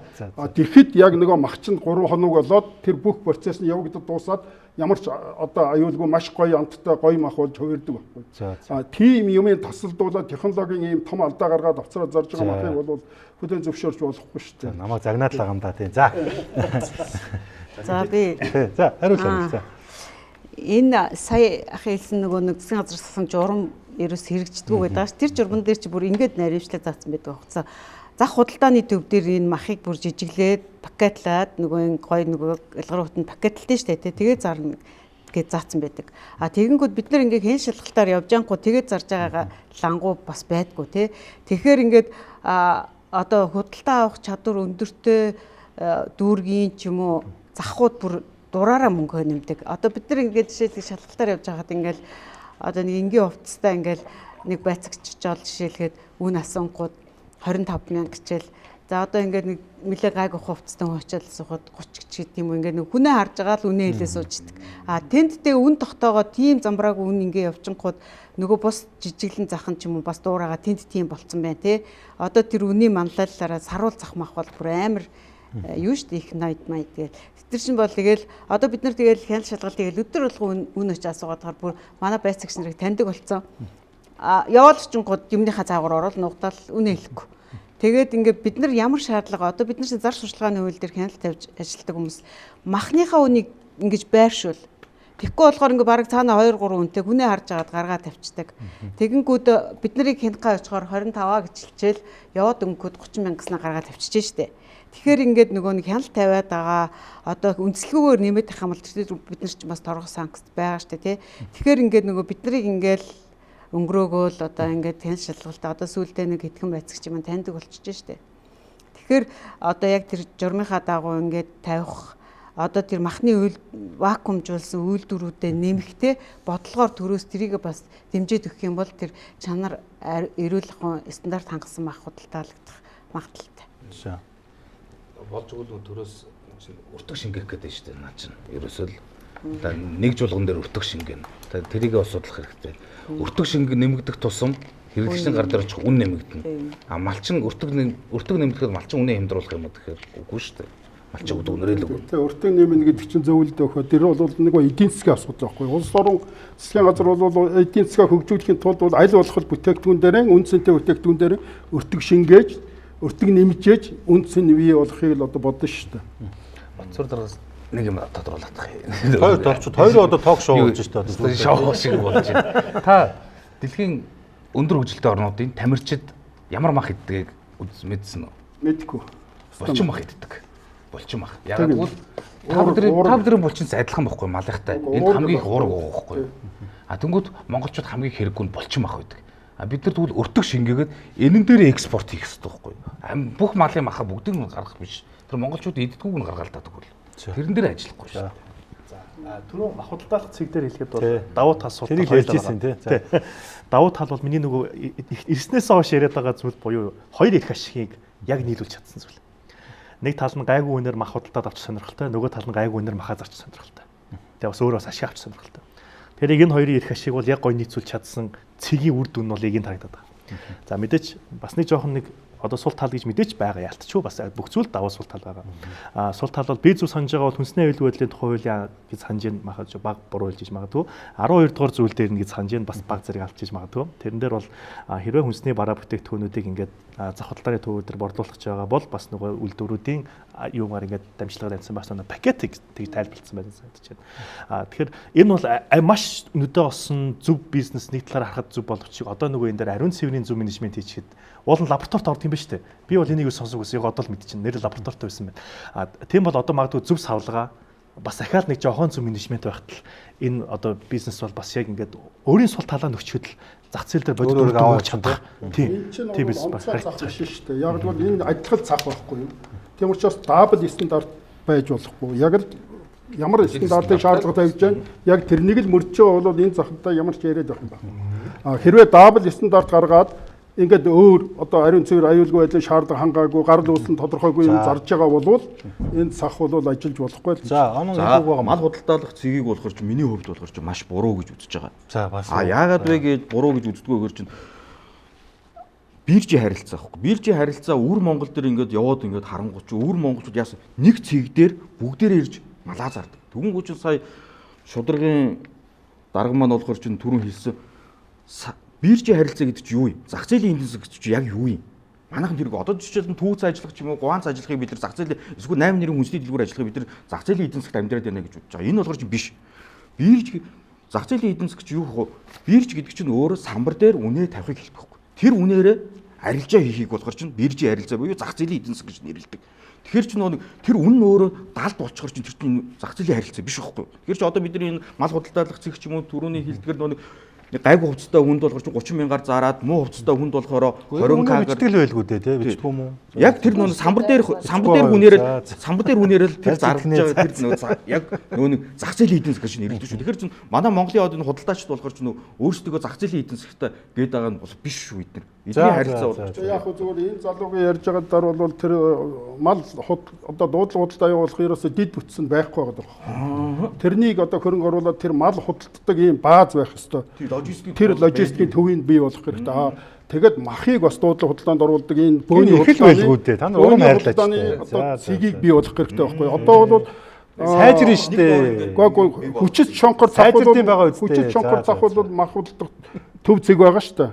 Энийг төр өөрөө яг өөрөө бүртгөөд хянаад тэн дээр одоо дүрм журмыг гаргаад тэр улсуудтайгаа гэрээ хилцээр хийгээд ингээд одоо бүх мэдээлэл аваад явдаг ийм нийлүүлэлтийн сувгийг бий болгох хэрэгтэй. За ингэ дуусчихсан. Тэгээд одоо хөлий нэг юм хэлэх. За малчтын махны зах байхгүй боллоо. Үр дүнд юу болох юм? Юу ч болох. Дэнжимийн монопол үлдэн.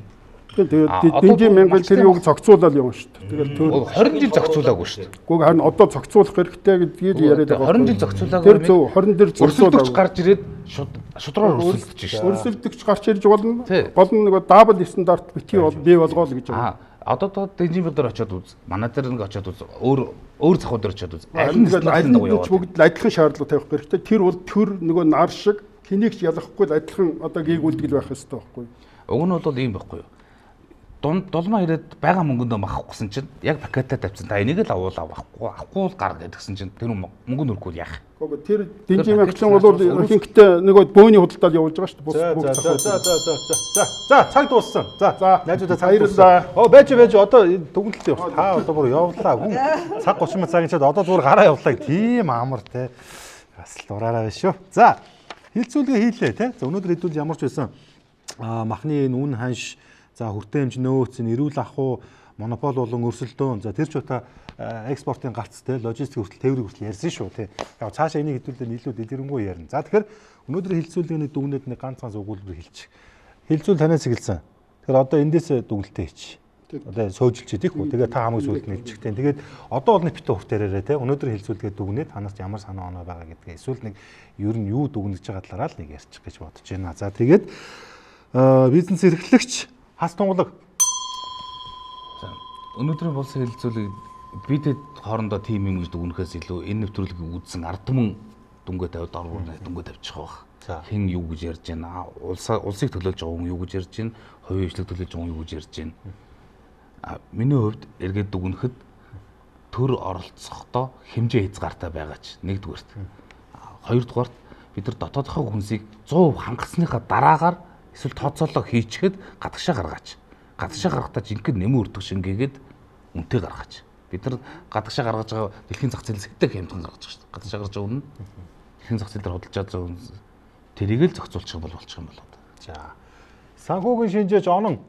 За эксперт хүний хувьд болгоор ч энэ юунд худалдаач болгоор ч хэлэхэд та нар болгоор ч зах зээлийнхаа зарчмыг баримтаалаач. Тэр юу гэсэн үг вэ? Чин самбар дээр тавьсан үнээрээ бараагаа зарж хөвшөөч. Төр болгоор ч арилжаанд оролцох бүх асуудлыг хориод ганцхан яах нь эрүүл ахуйн хяналтыг дээд тулт нь бол дабл стандартгүйгээр тулт нь бариач. Тэрнээс биш ингээд тэнд нь тийм энэ хүнийх нь амьдралын муу юм чинь ингэж яа юм ч гэж нэг тийм юу яаж болохгүй. Ерөөсөө л яг түрүүний хэлдгээр 48 цаг 72 цаг гэсэн тэр нөгөө нэг стандартыг бол тултал нь хянаач л гэдэг санаа. Сүлийн оролцоод юм байна. Докторант Тод За тэгэхээр энд ерөөсөө энэ одоо хилцүүлэг хийж байгаад бид нар үнийн өсөлтийн талаар ярьж байгаа. Энэ үнийн өсөлтөнд бол ерөөсөө хамгийн зөв нэг жижиг менежментийг бол би бол нөгөө төрөний онон одоо судлаач хэлж байгаагаар бол энэ бол ерөөсөө биирж байсан. Биирж байж ээж таны нөгөө төр асуусан таа зүнийг мэдэж болно. Бид нар яг зохист хэмжээг мэдэж болно. Яг нөгөө жинхэнэ чөлөөт зах зээлийн эдийн засгтай юм бол тэр бол энэ дээр орж болно. Бид нар нүүрсний бииржтэй биирж асуудлыг нэлээд хүндчихсэн, ноол урны үнийг бас ингэж хүндчихсэн. Одоо магадгүй энэ бас махан бас ингэж биирж гарчээ. Тэр маань бас өөрөө зах зээлийн бодит үнийг олж хараад тэрэн дээрээ зөв зохистой менежмент хийдэг. Тэр нь өөрөө эрх зүйн хувьд бүрэн одоо эрх зүйн хувьд асуудалгүй. Тэгээд дээрээс магадгүй уур амьсгалын өөрчлөлт гэдэг ч юм уу төрөл бүрийн хүчин зүйлүүдийг бас бүрэн үзчиж яг органик хүн тогтоож чаддаг энэ биирж хэрвээ манай улсад байх юм бол магадгүй бид нар өнөөдөр махны үн дээр бол хин дуртай ингээд хэлээд нөгөө хэд нар зардаг биш. Энийг болыг зохицуулах бас нэг зөв оновчтой арга байсан байна. Бас хэлмээр санагдаад байна. За. Орон тооны гишүүн Отгон Туяа. За одоо энэ үнийн өсөлтөн дээр дүгнэж хэлэхэд бол ер нь одоо манайхаас бол ингээд хян шалгалтаа явуулаад шалгаад ажилтдаг боловч одоо энэ бодлогыг төрөөс гаргаж байгаа бодлогыг бол бодлогын яамд нь одоо хөдөө аж ахуйн яам, сангийн яам, эдийн засгийн яам одоо нийслэл энтер нь төргөн шуурхай зөв бодлого гаргаад энэ дээрээ одоо үнийхээ өсөлт хомсдол энэ бүгдийг ингээд шийдээд яваасаа л гэж хүсэж байна. За баярлалаа. Мал эмнэлгийн ухааны доктор Батсуур. За би бол үнийн өсөлтийн талаар дүгнэлт хэлэхгүй. Өнөөдрийн ярилцлагын талаар дүгнэлт хэлье гэж ингэж бодож байна. Өнөөдрийн ярилцлагаас зүгээр миний ойлгож авсан юм юу гэхээр зэрэг бидний улсын дунд бол ер нь ингээд маш их ойлголтын зөрүүнүүд байна. Үзэл бодлын их зөрүүнүүд байна. Тийм учраас энийг хамгийн түрүүнд биднээс нэг болгох хэрэгтэй байна. Ялангуяа энэтэй холбоотой хүмүүс. Хоёрдугаарт нь бол энийг дэлхийн бусад орнуудад аль хэдийн зохицуулаад шийдсэн асуудал. Тэгээ энэ дэлхийгээс биднээс суралцах хэрэгтэй байна. Чинээр монголчууд өөрснөө дугуй зохиох гэж оролдохын оронд дэлхийн тэр туршлагаас маш сайн судлаад тэгээд хамгийн тэргүүний орны тэргүүн туршлагаас нь өөрийнхөө оронд нутагшуулаад нэвтрүүлээд тэр механизмаар нь биднээс энэ юмаа зохион байгуулаад явуучих хэрэгтэй. Тэгэх юм бол бидэнд цагч хэмнэн хөрөнгө мөнгө одоо хэмнэн энийг асуудлыг дорн шийдчих бололцоотой л гэж ойлгож байна. За баярлалаа. Ямар ч хэдүүлээ бүтэн 90 минутын хугацаанд энэ мах тойрсон асуудлыг хэлэлцлээ тийм ээ. Тэгээд үзэл бодол нийлэхгүй байна гэдэг чинь энэ чинь хилцүүлгийн мөн чанар шүү дээ. Зургуулгын адилхан бодол санаатай байвал энэ чинь айгүй сонирхолтой болчих гээд байна шүү дээ. Тэгээд дараа бас хэдүүлээ энэ сэдвэрээ дахиад уулзъя. Бид бас энэ малын худалдаа тий экспортоос нь гарсан талаар бас дараа хий гэж бодож байгаа. Тэгээд нэг мэтгэл намар болно, өвөл болно. Дахиад нөгөө махны маань хэрүүлтэйгдэн тэгээд тэр үед бас дахиад уулзах бах. Тэгээд та хэд маань бас тэр үед бас өөрөөсөө бас аргументаас сайн хамгаалаарай гэж хүсэж байгаа шүү. Тэгээд өнөөдрийн хилцүүлэлт хүрэлцэн ирсэн явдал талархлаа илэрхийлье.